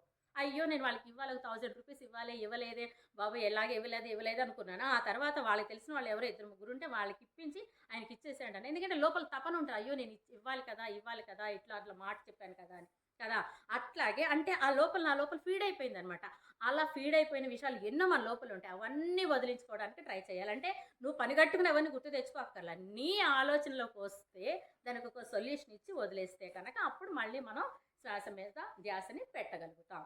సరే, పెట్టడానికి ప్రయత్నించిన తర్వాత మనం మన శ్వాసను తీసుకుంటున్నప్పుడు ఎక్కడో ఒక చోట, ఒక కేంద్రం దగ్గర ఒక చోట ఆగిపోతుంది. మనం ఇంకేమీ లేదు, లోపల బయట సమస్యలు ఏమీ లేవు, మనం మెడిటేషన్ చేయడానికి ఫుల్ సిద్ధంగా ఉన్నాం, లోపల మనకి ఎలాంటి అవరోధాలు కానీ ఏమీ లేవు. సో అప్పుడు మీరు వెళ్ళి కూర్చోగానే ఆ కేంద్రం ఏదైతే ఉందో, ఎక్కడైతే శ్వాస అక్కడ ఆగిందో, మనం తీసుకున్న బ్రెత్ ఎక్కడైతే ఆగిందో, మీరు తీసుకున్న వెంటనే బ్రెత్ ఒక చోట ఆగడం కాదు, అది వెళుతూ ఉంటుంది. కొంతసేపటికి మీరు ఆ బ్రెత్ ఆగిన చోట మీ ఎరుక వెళ్ళి పనిచేస్తూ ఉంటుంది. ఎందుకంటే అది ఆగిన చోట మీ ఆలోచనకి ఎక్కడికో వెళ్తుంది, కానీ ఈ ఆలోచన బ్రెత్ ఆగిన చోటకి వెళ్ళాలి కదా. ఆ సమయం పట్టడానికి ఎన్నో రోజులు పట్టచ్చు, సంవత్సరాలు పట్టచ్చు, ఈ రోజు కూడా రావచ్చు. సో అప్పుడు మనం అక్కడికి వెళ్ళిన తర్వాత ఆ కేంద్రం దగ్గర ఆగిన చోట ఎక్కడైతే ఆ శ్వాస అనేటువంటిది ఆగిందో అక్కడ మనం కూడా వెళ్ళి, మనం అంటే ఇక్కడ మన ఎరుక మన వెనకాల ఒకటి పంపిస్తూ ఉన్నాం అనమాట, అంటే ఇప్పుడు మనమే వెళుతూ ఉన్నాం. సో అక్కడ ఆగిన చోట చూస్తే అక్కడ ఏమీ ఉండదు అనమాట, నిశ్చలంగా ఏమి ఉండదు, శూన్యంగా ఉంటుంది. వాహ్, ఈ శూన్యమా ఇది అనుకుని మనం అనుకునే లోపు మళ్ళీ మన ఆలోచన అక్కడ పనిచేస్తుంది. శూన్యమా అని మనం అనుకున్నామా, అక్కడ అయిపోయింది, మళ్ళీ వచ్చేస్తాం, మళ్ళీ బ్రెత్ కంటిన్యూషన్ అవుతూ ఉంటుంది. సో ఇట్లా బ్రెత్ కంటిన్యూషన్ అవుతూ ఉన్నప్పుడు మళ్ళీ ఎక్కడో చోట మనం ఆగుతాం అనమాట. మళ్ళీ ఆ బ్రెత్ ఏమవుతుంది, తీసుకున్న చోట ఒక చోటకి వచ్చి స్థితమవుతుంది. అంటే ఎక్కడెక్కడంటే మన శరీరంలో అనేటువంటి అనేక కేంద్రాలు ఉన్నాయి, ఆ కేంద్రాల దగ్గర అది ఆగుతూ ఉంటుంది. ఓకేనా, అప్పుడు మనం అక్కడికి వెళ్ళి ఎక్కడ ఆగుతుందో ముందే తెలిసి మనం వెళ్ళిపోతే పోదు కదా. పలానా స్వాదిష్టాన చక్రం, పలానా అనాహత ఆజ్ఞ చక్ర అంటే అక్కడ అలా జరిగేది కాదు. మనం వెళ్తాం తప్ప అక్కడ బ్రెత్ అలాగా నువ్వు అనుకున్నట్టు రాదు. ఎందుకని నీ ఆలోచన ఎక్కడో పెడతావు అక్కడ అది కూడా రకరకాల వేస్లో వస్తుంటుంది. కాబట్టి ఇక్కడ మనం ఆ బ్రెత్ వెళ్ళిన చోటకి ఆగినట్లయితే అక్కడ జరిగేటువంటిది అది ఎంత సమయం పడుతుందంటే స్ప్లిట్ ఆఫ్ సెకండ్స్ అండి. మనకి ఒక సెకండ్ అనుకున్న దాంట్లో ఎన్నో లక్ష భాగం అన్నమాట, అంతే ఉంటుంది ఆ స్థితి. ఆ స్థితిని మనం పట్టుకోగలిగితే అప్పుడు మనం అయిపోయినట్టే, మనకి ఇంకా వేరే మెడిటేషన్ మార్గంతో పనే లేదు. అయితే మనకేం చేస్తుంటామంటే మనం ఆగలేకపోతూ ఉంటాం. ఎందుకని ఎన్నో అవరాధాలు వస్తుంటాయి, భౌతికమైనటువంటి వస్తుంటాయి, మానసికమైనటువంటివి, ఆత్మ విధానానికి సంబంధించినటువంటి ఆత్మకు సంబంధించినవి కూడా ఇలాంటి. ఎక్స్క్యూజ్ మీ, నా ఫోన్ కదా, మా వాళ్ళు ఇప్పుడు ఎవరు చేయలేండి ఆయన. సో ఇట్లాగా ఏదో ఒక ఇది వల్ల మనం ఆ కేంద్రం దగ్గరికి వెళ్ళి అక్కడ ఆగలేకపోతున్నాం, అక్కడ ఉన్నటువంటి ఆ స్థితిలోకి మనం వెళ్ళలేకపోతున్నాం. ఏంటా స్థితి? అదే భైరవి ఉండేటువంటి ప్రేమికులు కలుసుకునేటువంటి స్థితి. అంటే ఇక్కడ మన భాషలో చైతన్యం మరియు శక్తి, కాన్షియస్నెస్ అండ్ ఎనర్జీ ఏకమయ్యేటువంటి ప్రదేశం అనమాట. అక్కడికి వెళ్ళి చేరుకోవడానికే అనేక మార్గాలు, వాటిలో మనకి తెలిసింది శ్వాస మీద ధ్యాస. సరే, అదొక్కటేనండి, ఇంకేదైనా చెప్పండి టెక్నిక్స్. మరి 112 ఉన్నాయి కదా, ఒక్కొక్కటి మనం ఇప్పుడు చేసుకుంటూ వెళ్దాం. ఓకేనా? సో ఈ శ్వాసని అలా గమనిస్తూ ఉన్నప్పుడు, ఓకే, శ్వాసని పక్కన పెట్టేస్తాం. ఇప్పుడు మీరందరూ కూడా రిలాక్స్డ్గా ఉన్నారు కదా అందరూ? ఓకే, ఏ చెప్పినా చేస్తారా? కొన్ని చిన్న చిన్న ప్రక్రియలు లాంటివి చేద్దాం అనమాట, శ్వాసను పక్కన పెట్టి కాసేపు. సో వీటిని చేసేటువంటి భాగంలో మీ దగ్గర చాలా చాలా వస్తువులు ఉన్నాయి కదా. ఇప్పుడు ఆల్ ఆఫ్ ది షడన్గా మీకు ఉన్నాయన్నీ పక్క వాళ్ళకి ఇచ్చేయండి అండి. ఎంతమంది ఒప్పుకుంటారండి? ఎవరు ఒప్పుకోరా? ఇప్పుడు మీరైతే నాకు ఇక్కడ నేను ఏ చెప్పినా చేస్తానని మాట ఇచ్చారు. వెరీ గుడ్ అండి, క్లాస్ టు బాయ్. వాడు పిల్లవాడు కాబట్టి ఇవ్వండి, క్లాప్స్ ఇవ్వండి. అది కూడా ఇవ్వరా? ఎందుకనంటే వాడి దగ్గర మీరేమంటారు అంటే, వాడి దగ్గర ఏముందండి ఇవ్వడానికి, పక్కన పెట్టడానికి ఏమీ లేదు కదా. మా దగ్గర అంటే సంథింగ్ గోల్డ్ ఉంది, క్యాష్ ఉంది, ఏటీఎం కార్డు ఉంది, ఇలా అనుకుంటా. మనం వదులుకోవడానికి సిద్ధంగా ఉన్నావా? ఏదన్నా ఉన్నావా? ఏమి ఆలోచన కాదు, ఏది వదలడానికి ఆలోచన కూడా ఇలాగే. నా ఆలోచన కూడా వదలం మనం. వస్తువులు వదలడానికి సిద్ధంగా లేము, ఆలోచనలు వదలడానికి కూడా సిద్ధంగా లేము. అంటే నువ్వు ఇప్పటికిప్పుడు అన్నీ వదిలేస్తే మనం ఇప్పుడే యోగి అయిపోతాం. మనకి పత్రి సార్ ఏమంటారు? బుద్ధుడు కావాలని ఎంతమంది ఉన్నారు రెడీగా అంటారు. అంటే అందరు చేతులు ఎత్తుతావు. అవునా? సరే, ఒక్కసారి అన్ని పక్కన పెట్టేసి నువ్వు పక్కకి వెళ్ళిపోయి అన్ని లేకపోతే అన్నదానం హుండి ఉంది కదా, అన్నీ అందులో వేసేసి వెళ్ళడానికి కానీ ఎవరు కూడా ఆలోచిస్తావు. అవునా? సో ఇక్కడ బుద్ధుడు కావడానికి రోజులు కాదు, క్షణమే చాలు. ఆలోచన వస్తే చాలు. అంటే ఆలోచన అంటే ఆచరణ ఓకే, ముందు ఓకే అనుకోవాలి కదా. ఏదైనా నేను రెడీ బుద్ధుని అవుతానని ఒప్పుకుంటే ముందు సరెండర్ అయితే తర్వాత ఏంటనేది చూద్దాం. కాబట్టి ఎవరు ఏ వస్తువును వదులుకోవడానికి ఓకేనా, లైట్ కూడా చెప్తుంది అనమాట. ఏది వదులుకోవడానికి మనం ఒప్పుకోము. జస్ట్ ఇది కూడా అందులో ఒక భాగమేనండి, ఒక సూత్రమే. సో ఇక్కడ మనకి ఈ శ్వాస ప్రక్రియలో అంటే ఇక్కడ భౌతికంగా కొన్ని మన ఆలోచనలు దేనికోసం పరిగెడుతున్నాయో వాటినన్నింటినీ కూడా అబ్జర్వ్ చేసుకోవడానికి అనమాట. మనం అనుకుంటాం మెడిటేషన్ అంటే ఏదో శ్వాస మీద ధ్యాస పెట్టడం కానివ్వండి, జపం చేయడం కానివ్వండి, ఏదైనా చదవడం కానీ, ఏదో ఒకటి లోపల జపించడం కానీ, లేదా అలా గమనిస్తూ రమణ మహర్షి లాగా మౌనంలో ఉండిపోవడం కానీ, ఇవే కదా అనుకుంటాం. కానీ అన్నీ అవే ఏమీ కాదు. అవేంటి ఏముందండి, పైసా ఖర్చు లేకుండా చేసేస్తాం కదా అనుకుంటాం. పైసా ఖర్చు పెట్టి ఏ మార్గాన్ని తొందరగా మనం వెళ్ళాం అనమాట. ఎందుకని ఎవరు పెడతారు ఖర్చు అండి, ఊరికే వస్తుంది ఏంటి అని చెప్పేసి అని అనుకుంటాం. మరి ఇక్కడ అన్ని స్థితుల్ని మనం ఈ 112 మార్గాల్లో అన్ని రకాలు వస్తూ ఉంటాయి. వాటిలో మొదటిది మనం తెలుసుకున్నాం. ఇక రెండవది శ్వాసని గమనించడం అనేటువంటిది చెప్పాను కదా. నేను మార్నింగ్ రాగానే అంటే కూర్చొని అందరూ కూడా అన్నాను తప్ప శ్వాస మీద ధ్యాస పెట్టండి అని చెప్పలేదు. ఎందుకు చెప్పలేదు కాబట్టి మీకు తెలుసని చెప్పకపోవడం కాదు, అసలు శ్వాస మీద ధ్యాస పెట్టే విధానాలు కూడా కొన్ని ఉన్నాయి. వాటిని మనం మధ్యాహ్నం చూసుకున్నాను ఉద్దేశంతో చెప్పాను. శ్వాసని మీరు గమనించేటువంటి క్రమంలో అసలు శ్వాస వస్తోందా లేదా, అసలు మనం అనుకుంటాం కదా చాలాసార్లు మెడిటేషన్ కూర్చునే ముందు మనం మెడిటేషన్ కూర్చోవడానికి ఒక ½ an hour ముందే మన మైండ్ మెడిటేషన్లో ఉండాలండి. నేను కూర్చుంటాను మెడిటేషన్లో, అప్పుడు నాకు ఏ ఆలోచన రాకూడదు, అన్నీ చక్కబెట్టుకుని కూర్చుంటాను అన్న ఆలోచన చేసి మెడిటేషన్లో కూర్చోండి. మీరు పావుగంట తర్వాత శూన్యస్థితికి వెళ్తారనుకున్నప్పుడు ఒక 5 నిమిషాలకే వెళ్తారు. ఎందుకని అన్నీ చక్కబెట్టేసి కూర్చున్నాం. ఇవన్నీ చిన్న చిన్న టెక్నిక్సే, ఓకేనండి, టెక్నిక్స్ అసలు అవన్నీ కూడా. సో మనం అలా అనుకున్నప్పుడు అలా చేయకుండా ఏం చేస్తాం, అన్ని పనులు నేను కూడా చేస్తుంటాను ఇందులో, ఈ తప్పులు నేను కూడా చేస్తాను. అన్ని పనులు కూడా అక్కడ పెట్టేసేసి అంటే లాస్ట్ మినిట్ వరకు చేస్తూనే ఉంటా. అప్పుడు క్లాస్ ఉన్నదంటే గబగబా తీసుకొచ్చి కూర్చుంటా. కానీ మనసు ఎక్కడ ఉంటుంది, మళ్ళీ ఆ పనుల దగ్గర ఉంటా 10 నిమిషాల వరకు. ఆ తర్వాత కానీ మెడిటేషన్ కూర్చోమన్నారు తప్ప నీ ధ్యాసం తీసుకొచ్చి ఇక్కడ పెట్టమని చెప్పలేదు కదా ఎవరు అని మనమే తప్పించుకుంటాం. అవునా? సో ఇవన్నీ కూడా చక్క పెట్టుకుని అక్కడ కూర్చోగలగడం. ఓకేనండి, అంటే అన్నీ వదులుకొని పక్కన అప్పుడు కూర్చోవడం. ఈ వదులుకునే మార్గాలు మళ్ళీ చాలా ఉన్నాయి. ఏమేమి వదలాలి, ఎలాంటి వదలాలి, ఏం తీసుకోకూడదు, మళ్ళీ ఇవన్నీ కూడా ఆలోచనలే. మన సంసారాలు కాబట్టి కొన్ని వదిలేస్తాం, కొన్ని వదిలేయడానికి లేదు. అవునే కాదు? అదే కనుక మన నాకు చదువు లాంటి వాళ్ళు పాపం అన్నీ వదిలేసుకుంటారు. వాళ్ళకి ఏం అవసరం లేదు, వాళ్ళకి ఊరికే వచ్చేస్తుంది. కానీ వాళ్ళ ఊరికి వచ్చి ఏం చేసుకుంటారు పాపం, ఏం చేసుకోలేరు. శక్తిని మనలాంటి వాళ్ళకి ఇవ్వగలరు తప్ప గంగా మాతకి. అవునా? మరి మనకేంటి, మనకు వస్తేనే అన్ని రకాలుగా మన యొక్క లైఫ్ని ఎంజాయ్ చేసుకుంటూ బ్రతకగలం. ఎందుకోసం ఇవన్నీ కూడా ఏం చేస్తామంటే మనం హ్యాపీగా ఎంజాయ్ చేయడానికే, ఇవన్నీ ఎంజాయ్ చేయడానికే. కానీ ఎంజాయ్ చేస్తూ కూడా ఆ ఎంజాయ్మెంట్ని ఆస్వాదించలేకపోతుంటాం. ఎందుకనంటే మనకు తెలియదు, ఎలా ఎంజాయ్ చేయాలో కూడా మనకు తెలియదు. ఓకేనండి? ప్రతి క్షణాన్ని హ్యాపీగా ఎంజాయ్ చేసుకుంటూ ఉండడానికే అన్నమాట ఇవన్నీ మార్గాలు. మరి అవన్నీ చేస్తున్నప్పుడు, మరి అలా చేయాలనుకున్నప్పుడు మనం ఎంతో కొంత ఆ ఎంజాయ్మెంట్ని ఎలా తీసుకోవాలి, ఎలా తీసుకుంటే ఏది మనది కాదు అనుకోవాలి, ఏది మనది అనుకోవాలి, మళ్ళీ అక్కడ అదే మళ్ళీ ఒక జ్ఞానం. సో అది కూడా తెలుసుకోవాల్సిన పాయింటే. మన సార్ కూడా ఏం చెప్పారు, ఎలా బ్రతకాలో నేర్పించారు, ఎలా తినాలి, అవన్నీ కూడా. సపోజ్ మీరు ఇందాక భోజనం చేశారు. ఎంతమంది భోజనం చేసేటప్పుడు కలుపుతున్నప్పుడు తినకూడదు, తింటూ ఉన్నప్పుడు కలపకూడదు? ఎంతమంది ఇంప్లిమెంట్ చేశారు అది? ఒకసారి గుర్తు తెచ్చుకోండి. ఎవరైనా ఎందుకని 3 పని చేస్తాయి. నోరు మాట్లాడుతుంది, తింటుంది, రెండోది కలుపుతూ ఉంటుంది. 3 పనులు ఎట్ టైం చేసేస్తామండి మనం. 3 పనులు ఎట్ టైం చేస్తాం. సో అవునా? సో ఇక్కడ కలిపేటప్పుడు ఇందులో మార్గాల్లో అదొకటి అనమాట. భోజనం చేసేటప్పుడు కలపదు చేతితో. ఆ స్పూన్తో తింటాను, స్పూన్ అయినా సరే అక్కడ ఉంచు. మనకు ఉన్నటువంటి ఎక్కడ లేని బ్యాడ్ హ్యాబిట్ ఏంటంటే తినేటప్పుడు కంపల్సరీ టీవీ అన్నా చూస్తాం, లేకపోతే మాట్లాడుతూనే తింటాం. టీవీ ఒక విధంగా పర్వాలేదు, ఏదో సినిమా పాటలు ఏదో చూసుకుంటే అదే, మళ్ళీ హారబుల్ మూవీస్ కాకుండా, లేదా మాట్లాడుతూనే భోజనం చేస్తాం. అంటే అక్కడ ఏది లోపించిందో చెప్పమంటారా? నీ యొక్క ఆస్వాదన లోపించింది. ఏం లోపించింది? ఆస్వాదన. అవునా? సో ఎందుకని భోజనాన్ని అంత ఎంత అద్భుతమైన భోజనం, అసలు ఎంత అద్భుతం భోజనం. ఇన్ని రకాల ప్రయత్నాలు జరిగితే, ఎంతమంది పదార్థాలు సేకరించి అక్కడ పెడితే, ఎక్కడ కాదు మన ఇంట్లో అయినా సరే, ఈవెన్ 5 స్టార్ హోటల్కి వెళ్ళినా సరే, స్ట్రీట్ లెవెల్లో ఉన్నటువంటి పునుగులు బండి దగ్గరికి వెళ్ళినా సరే, ఎంత కష్టపడితే అవన్నీ వస్తాయి. మనం ఏం చేస్తామంటే డబ్బులు కడుతున్నాం కదా, మన ఇష్టం ఎలా అయినా తినచ్చు, ఏదో కాదనట్లా, ఒకసారి 2 సార్లు తినచ్చు. కానీ ఏ క్షణమైనా మీరు 5 నిమిషాలు తింటున్నారా, 2 నిమిషాలు తింటున్నారా, ఆస్వాదనతోటి తినండి.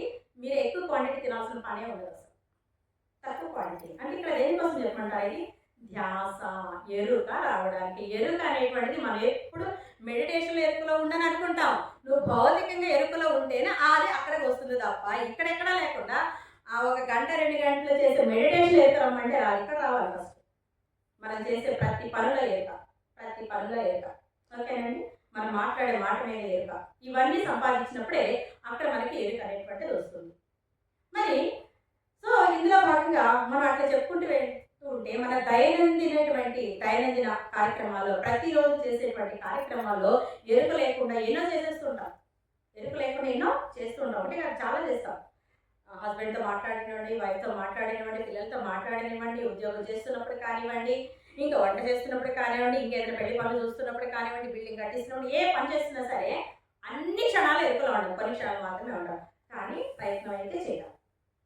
అది ఎక్కడి నుంచి మొదలవ్వాలంటే ఉదయం లేచినప్పుడు, మనం పడక మీద నుండి లేచినప్పటి నుంచి మొదలు పెట్టండి. చిన్న పనులు, పెద్ద వాటి తర్వాత చూద్దాం. లేస్తున్నప్పుడే ఎంతమంది భూమాతకి మనం నమస్కారం చేస్తాం? వెరీ గుడ్ అండి, క్లాస్. ఎందుకనండి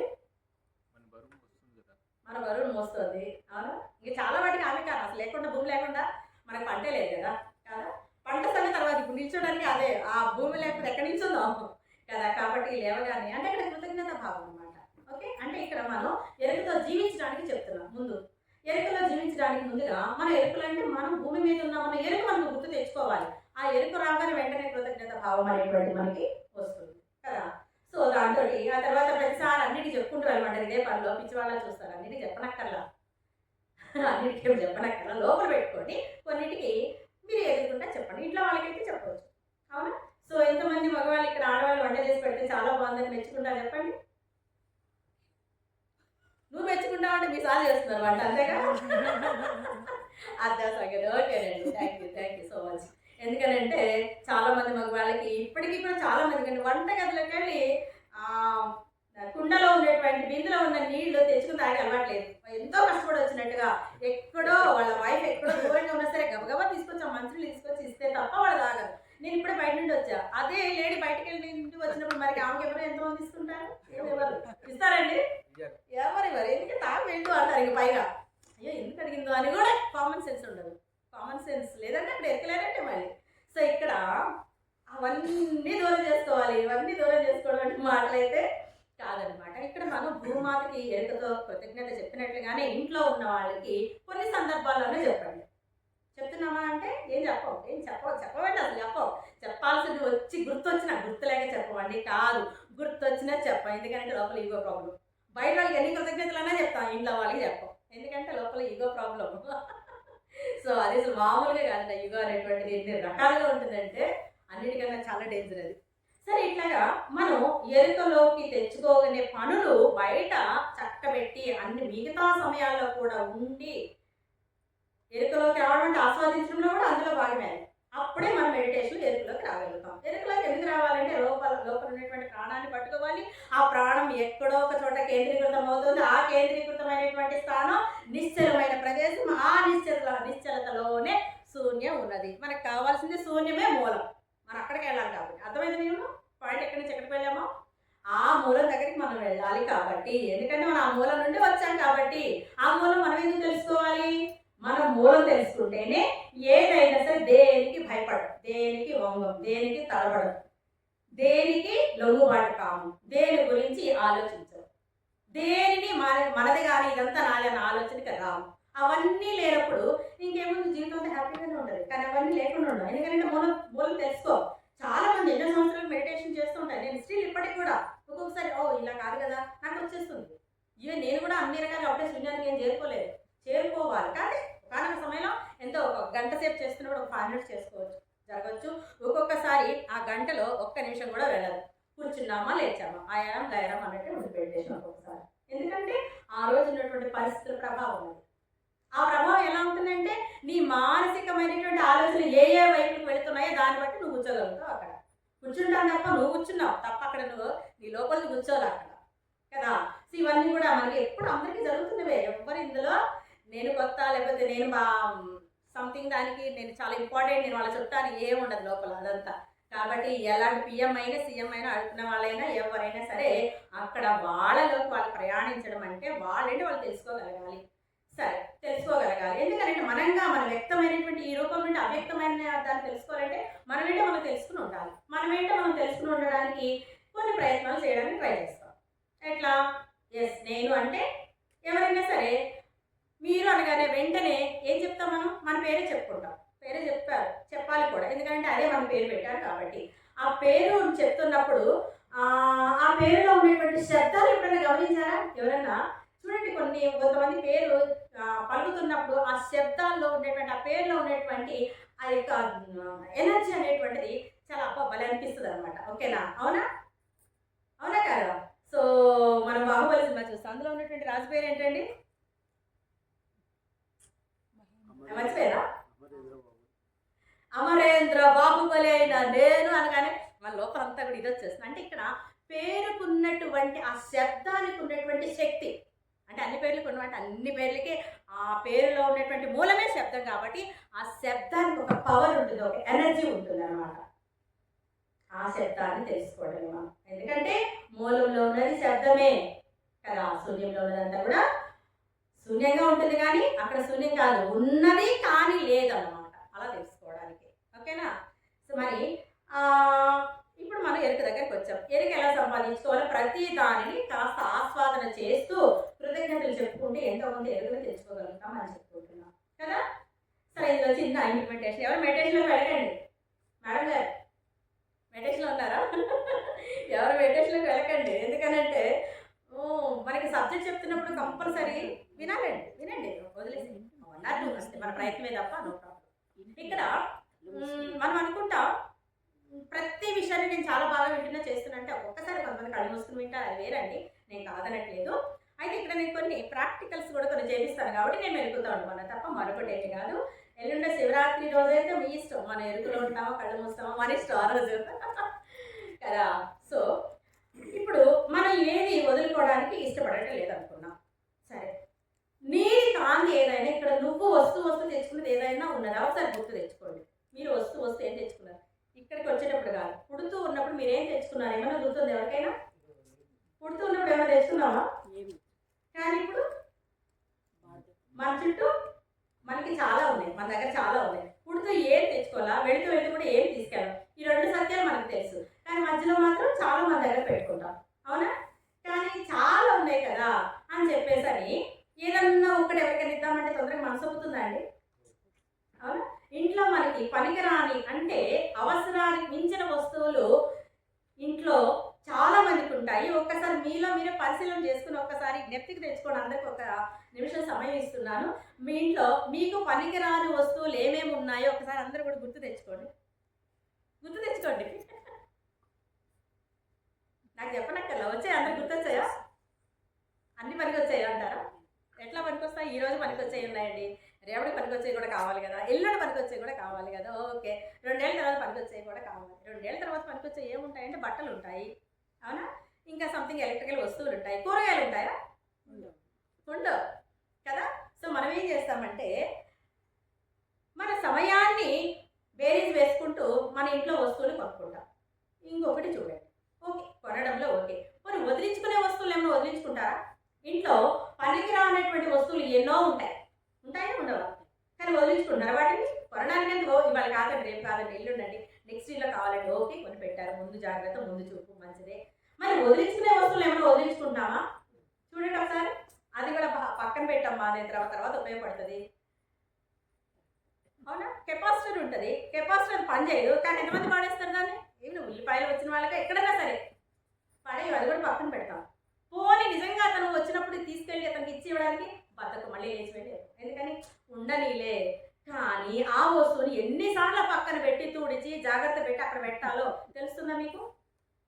చాలాసార్లు తీస్తాం. ఇవన్నీ చిన్న చిన్న టెక్నిక్స్ అండి, ఇవన్నీ చిన్నవే. ఇవన్నీ ప్రశ్నలు యాక్చువల్గా ఇవన్నీ కూడా భైరవ్ అడుగుతున్న ప్రశ్నలే. ఏంటి ఇంత చిన్న సందేహాలా?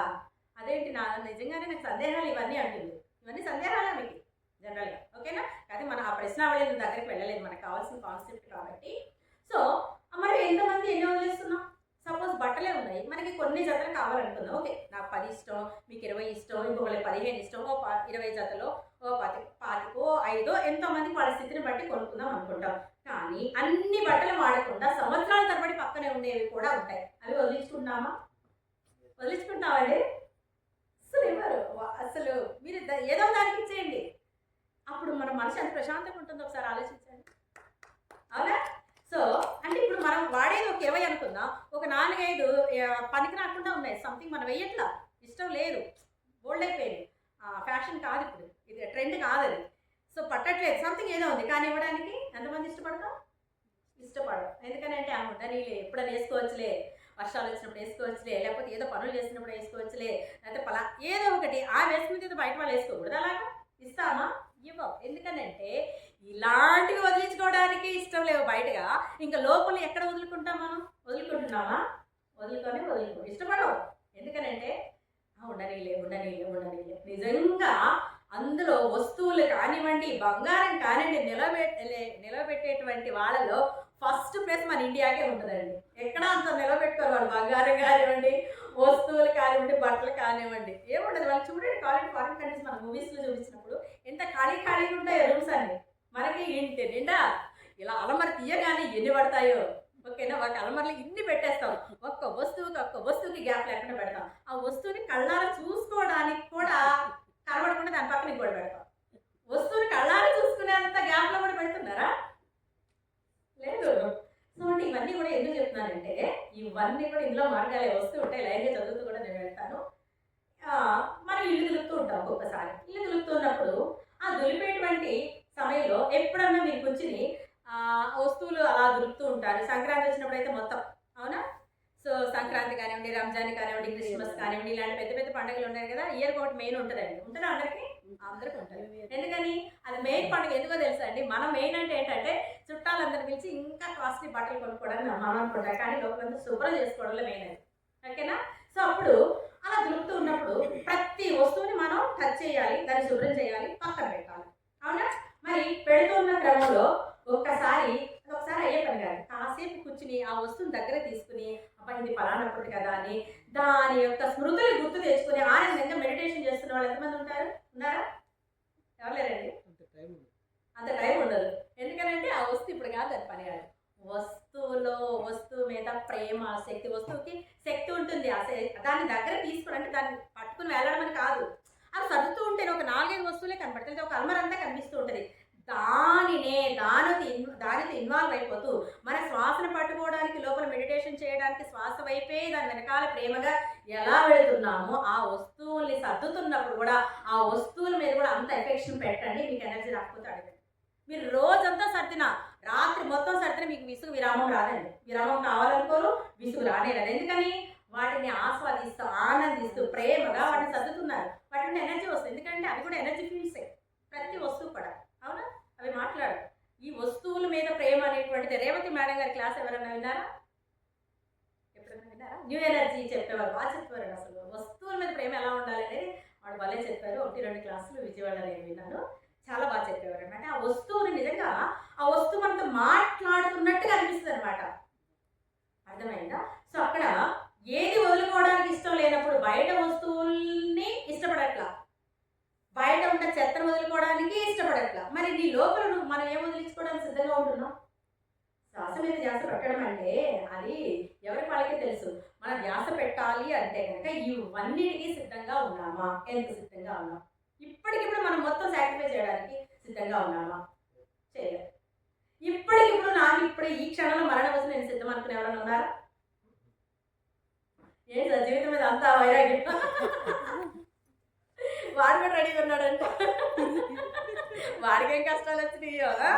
కష్టం కాదు మ్యామ్ సార్, కష్టం అని కాదు, ఇష్టం. ఇష్టం. అది కూడా ఓకే. ఎందుకంటే birth is equal to okay, death equal ఇష్టపరంగా టు చెప్తున్నా. రెండు ఒకటే, సమానం. కష్టపరంగా చెప్పలేదు, ఇష్టపరంగా శివుని ఆజ్ఞకి వెళ్ళిపోవాలని వెరీ గుడ్. కోరిక. ఓకే, సార్కి క్లాప్స్. అంటే ఇక్కడ దేనికి సిద్ధపడుతున్నాం అన్న దానికోసం, బర్త్ డెత్ అనే తర్వాత సిద్ధపడుతున్నామా అంటే ఇక్కడ సరెండర్ అవ్వడానికి, ఏదైనా దూకేయాలన్నప్పుడు దూకేయడానికి సిద్ధంగా ఉన్నామా? లేదే కదా, అవునా? సో అక్కడ నువ్వు కానప్పుడు మరి నిన్ను ఎలా తీసుకుని వెళ్తుంది అనుకున్నారు? మీ మనసు లోపలికి తీసుకుని వెళ్ళలేదు. సంసిద్ధంగా అన్నిటికీ ఉండాలి. ఓకేనా? ఇవన్నీ కూడా మనకి టెక్నిక్సే. ఇవన్నీ కూడా ఒక్కొక్క టెక్నిక్ పట్టుకో. ఇప్పుడు నేను చెప్పినటువంటి ఒక టెక్నిక్, ఆ వస్తువుని చూసుకుంటూ వాటిని ప్రేమగా వాటిని తాకుతూ సర్దుకుంటూ వెళ్ళడం. ఇది కూడా ఒక మెడిటేషన్. కూర్చొని చేయనక్కర్లా, యాక్చువల్గా మెడిటేషన్ చేయనక్కర్లా. కానీ నాకైతే ఒక్కొక్కసారి అది అనిపిస్తుంది. నేను కూర్చుని ఆ చెత్తలోని ఆ బూజులోనే కూర్చుని ఒక 2 నిమిషాలు చేసేస్తాను అనమాట. ఎందుకని మమ్మీ ఏంటి మమ్మీ అదంతా ఆపేసి ఇక్కడ కూర్చుని మళ్ళీ మెడిటేషన్ చేస్తాను మా పిల్లలు అంటారు. బాగా వచ్చి ఇదేంటి అదంతా ఆపేసి అక్కడ కూర్చున్నావు ఏంటి అంటారు. నాకు ఇప్పుడు చేయాలనిపిస్తుంది, చేస్తానంట. ఎందుకని వాటి మీద ఉన్నటువంటి హ్యాపీనెస్. వస్తువు కూడా అలాంటిదే కదా, భగవంతుడు మనం ఎంతో అది కూడా అంతే, అవునా? అది కూడా భగవత్ స్వరూపమే. కాబట్టి దాంతో పాటు అలా కూర్చుని ఆ చెత్తలోనే అక్కడ ఇంకొక సిచ్యువేషన్ ఏంటి, వస్తువులు పక్కన పెడితే చుట్టూ మురికి, బూజు, దుమ్ము అన్నీ ఉంటాయి. సో అలాంటప్పుడు అసలు కూర్చుని ఎవరైనా కూర్చుంటామా? కూర్చో. కానీ ఎందుకు కూర్చోవాలంటే ఆ అసహ్యంగా ఉన్నటువంటి అశుద్ధమైనటువంటి దగ్గర కూర్చుని కూడా మెడిటేషన్ చేయడానికి మనం సిద్ధంగా ఉన్నామా? అది కావాలి. ఉన్నావా? ఉన్నావా? మనం మెడిటేషన్ చేయాలంటే ఇక్కడ దానిని అసహించుకోదు. మెడిటేషన్ కూడా పక్కన పెట్టండి, అసహించుకోదు. అంత అసహ్యంగా ఉన్నటువంటి స్థలంలో కూర్చుని ఎలా చేస్తాం? ఓకే, పోనీ అక్కడ అసహ్యాన్ని గబగబ తీసేసి అయితే కూర్చుంటా. అంటే నిన్ను నువ్వు స్వీకరిస్తున్నావు, నీ మెడిటేషన్ స్వీకరిస్తున్నావు, కానీ దాని పక్కన కూర్చొని చేయడానికి ఎందుకు ఇష్టం లేదు? అదంటే నీకు ఇష్టం లేదా? ఆ బూజు ఇష్టం లేదా? ఆ దుమ్ము ఇష్టం లేదా? అన్నీ నీ ఇంట్లో అవన్నీ. ఆ ఫ్యాన్కి ఇంత దుమ్ము ఉంటుంది, అక్కడే కూర్చొని మనం భోజనం చేస్తాం. అది కింద పడగానే మాత్రం వద్దనుకుంటాం. ఓకే, ఆరోగ్యరీత్యా పరిశుభ్రత రీత్యా పక్కన పెడతాం అవన్నీ. అంటే ఏ అసహ్యాన్ని మనం తీసుకుంటాం? ఏది అసహ్యం లేదు మన బాడీలో లేదు. అసహ్యం అనేది ఉన్నదా లేదా? ఉందా లేదా? ఇవాళ తిన్న పదార్థం అంతా సాయంత్రం అసహ్యంగానే మారుతుంది, అవునా కాదా? సో ఇక్కడ అసహ్యం అనేటువంటిది సృష్టిలో అశుద్ధమైనది, అవునా? సో ఇలాంటివి ఏమీ లేవు అనేటువంటిది నువ్వు తెలుసుకోవాలి. ఆ తెలుసుకున్నప్పుడు ప్రతిదాన్ని స్వీకరిస్తావు. ఇది ఒక మాట. ఓకేనండి. ఇంకా వీటిలోనే చాలా మందికి ఆలోచనలు వస్తున్నాయా? ఏం లేదండి, మనం చేసే ప్రతి పని మీద కొన్ని రోజులు ఎరుకతో కనుక పనులు కానివ్వండి, మాటలు కానివ్వండి, మనం ఎదుటి వాళ్ళు ఉండే తీరు కానివ్వండి, మనం నిద్రలేచే విధానం కానివ్వండి, మనం పడుకునే విధానం కానివ్వండి, ఇవన్నింటిని ఒకసారి గమనించుకుంటూ వెళ్తే ఆటోమేటిక్గా మనకి చాలా ఈజీ అయిపోతుంది మెడిటేషన్. ఓకేనండి. ఇంకా నేను అషడ్ వర్గాలు మన అవన్నీ చెప్పట్లేదు. ఓకేనా? కామ, క్రోధ, లోభ, మోహ, మద, మాత్సర్యాలు అనేవి. ఎందుకని? ఆ కాన్సెప్ట్ కొంచెం వేరుగా ఉంటుంది. మళ్ళీ వాటిని వదిలించుకోవడం కాదు, ఎంతవరకు ఉండాలో అంతవరకు దానికి పరిమితి పెట్టడం. ఓకేనండి. మీరు బాహ్యంగా పరిమితులు ఏర్పాటు చేసుకోండి. అంతరంగికంగా ఆంతరంగికంగా మీ అంతరంలో అపరిమితంగా ఉండండి. ఇది చాలా చాలా ఇంపార్టెంట్. ఎందుకంటే బాహ్యంగా మనం అనుకుంటాం మెడిటేషన్ చేస్తున్నాను కదా, నాకు అన్నీ తెలుసు, నేను ఎలానో ఉండొచ్చు, so all are equal, gents కానీ లేడీస్ కానీ అంత ఈక్వల్, అంతా ఏమీ లేదు, ఏ భేదాలు లేవు, సో ఎలా అయినా ఉండొచ్చు అనేటువంటి విషయాన్ని ఈవెన్ మోరల్ దాటి కూడా వెళ్ళడానికి ప్రయత్నిస్తున్న వాళ్ళు కూడా ఉంటారు. కానీ ఎప్పుడు కూడా బాహ్యంగా పరిమితులు ఏర్పాటు చేసుకోండి, లోపల పరిమితులు అక్కర్లేదు. లోపల పరిమితులు అంటే ఏం లేదు, మనతో మనం హాయిగా స్వేచ్ఛగా అన్నిటితో, అది వస్తువులు కావచ్చు ఏదైనా సరే మన స్వేచ్ఛ భావాలతో మనం ఉండడం. ఓకేనండి, పరిమితులు కంపల్సరీ అవసరం, లేకపోతే లేని చిక్కులు అవసరం లేదు మనకు. అవన్నీ మనం ఏం చేస్తున్నాం అనేది ఒక్కసారి ఎదురులోకి తెచ్చుకుంటే పరిమితులు ఎందుకున్నాయనేటువంటిది తెలుస్తూ ఉంటారు. ఓకేనండి, సో ఈ ప్రక్రియలో ఇంకా ఉన్నటువంటి భాగాలు అంటే చెప్తాం. మెడిటేషన్ చేస్తున్నప్పుడు మనకి ఇవన్నీ కూడా మనకి అవరోధంగా వచ్చేటువంటి ప్రతిదాన్ని స్వీకరించాలి, ప్రతిదాన్ని తెలుసుకోవాలి, ప్రతిదాన్ని అర్థం చేసుకోవాలి, ప్రతి దానితో స్నేహంగా ఉండాలి. ఇవన్నీ కూడా ఇందులో భాగాలే. సో మనతో ఉండేటువంటి వాళ్ళు చూడండి, ఇప్పుడు ఎవరైనా మన ఇంటికి వచ్చారు, వాళ్ళతోటి మనం ఎలా ఉంటామంటే ఎంతవరకు ఉండాలో వాళ్ళ యొక్క ఆలోచన విధానాన్ని బట్టి, వాళ్ళ స్థితిని బట్టి, అంటే ఇక్కడ ఫైనాన్షియల్ స్టేటస్ అని కాదు, వాళ్ళతో ఏం మాట్లాడాలో ఎంతవరకు మాట్లాడాలో చెప్పేసి వదిలేసుకుని మనం వదిలేస్తాం, అయిపోతుంది. ఇంకొంతమంది వచ్చిన వాళ్ళు ఎందుకు వచ్చారో తెలియదు, మనం మాట్లాడుతూనే ఉంటాం, ఆ మాటల్లో మన గురించి మనం ఎక్కువ ప్రసంగం చేసుకుంటూ ఉంటాం. సో ఇక్కడ మనం ఆ సమయానికి ఇది కరెక్ట్ అయినా కాదు ఆలోచనలో ఉంటామా, లేదు. పైగా ఆలోచనల చివరికి ప్రశంస అనేటువంటి దాన్ని మనం ఎక్స్పెక్ట్ చేస్తాం. మనం ఎక్కువగా మాట్లాడుతున్నామంటేనే కారణం అది, మనల్ని ఎదుటివాడు ప్రశంసించాలి. సో మనల్ని ఎదుటివాళ్ళు ప్రశంసించాలనేటువంటి ఆలోచన ధోరణి చాలా చాలా మంచి విషయం కానే కాదు. ఎందుకంటే నువ్వు ప్రశంసలకి పోతున్నావంటే ఈరోజు ప్రశంసల కోసం వాళ్ళకి ఏదో ఇస్తావు, వాళ్ళకి ఇంకేదో పెడతావు, ఆ తర్వాత ఇంకేదో వాళ్ళకి చెప్పాల్సి ఉంటుంది, ఆ తర్వాత నువ్వు ప్రశంసలకే బానిస అయిపోతావు, నీకున్న ఆస్తులు కూడా పోగొట్టుకుంటావు, ఒక్కొక్కసారి నిన్ను కూడా కోల్పోతావు. కాబట్టి ప్రశంసా ధోరణి కనుక ఉన్నట్లయితే దాన్ని కూడా వదిలించుకుంటాము. ఎవరికి వాళ్ళు ఆంతరికంగా ప్రశ్నలు వేసుకున్నాం, అందరం అందులో భాగమే. ఎవరికైనా ప్రశంసలు అంటే అసలు ఉన్నదంతా కూడా ప్రపంచంతో ప్రశంసతోటే.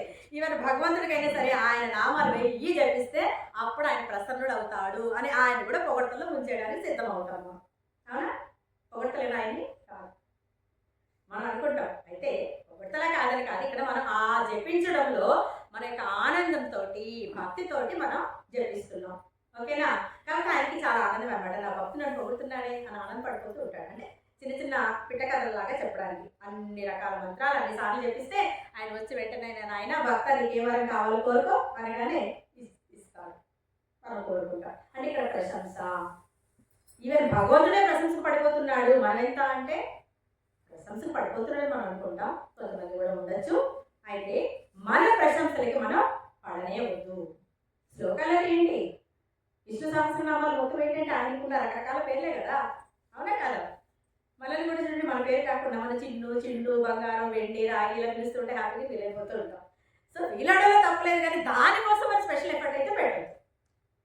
ఓకేనా, ఆనందాన్ని తీసుకో, దాని ఆనందం కోసమే నువ్వు సరెండర్ అయిపోవచ్చు.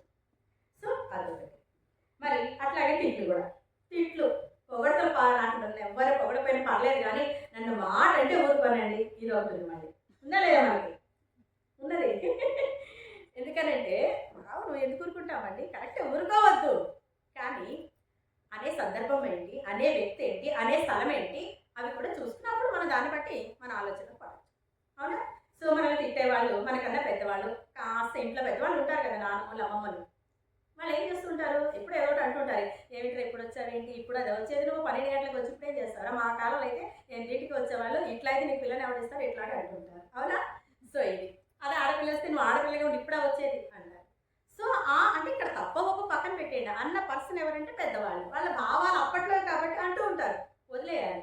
మనం అప్పుడే ఇంత ఊరిక నువ్వు సరే వదిలేసాను, పొద్దున చెప్తాను నీ పని అని చెప్పేసి నేను అసలు అలా అనుకున్నావు, నేను ఆఫీస్కి వెళ్ళి వస్తున్నా, 12 వరకు వర్క్ ఉంది, నీకేం తెలుస్తుంది, నువ్వేదో తాతగారు సంపాదిస్తే నువ్వు కూర్చున్నా కాబట్టి నీకేం తెలియదు ఉద్యోగాల గురించి అని పొద్దున్నే మామూలుగా సరదాగా అనడం వేరు, నిజంగా దాన్నే కాస్త చిలిగి గాలివారనేట్టుగా అట్లాగా ఇట్లాంటి పోట్లాటలు ఇంట్లో వాళ్ళతో ఇట్లా నేను ఉదాహరణకి చెప్పాను. ఇంట్లో చిన్న మాట కూడా ఫైర్ అయ్యే వాళ్ళు చాలామంది ఉన్నారు.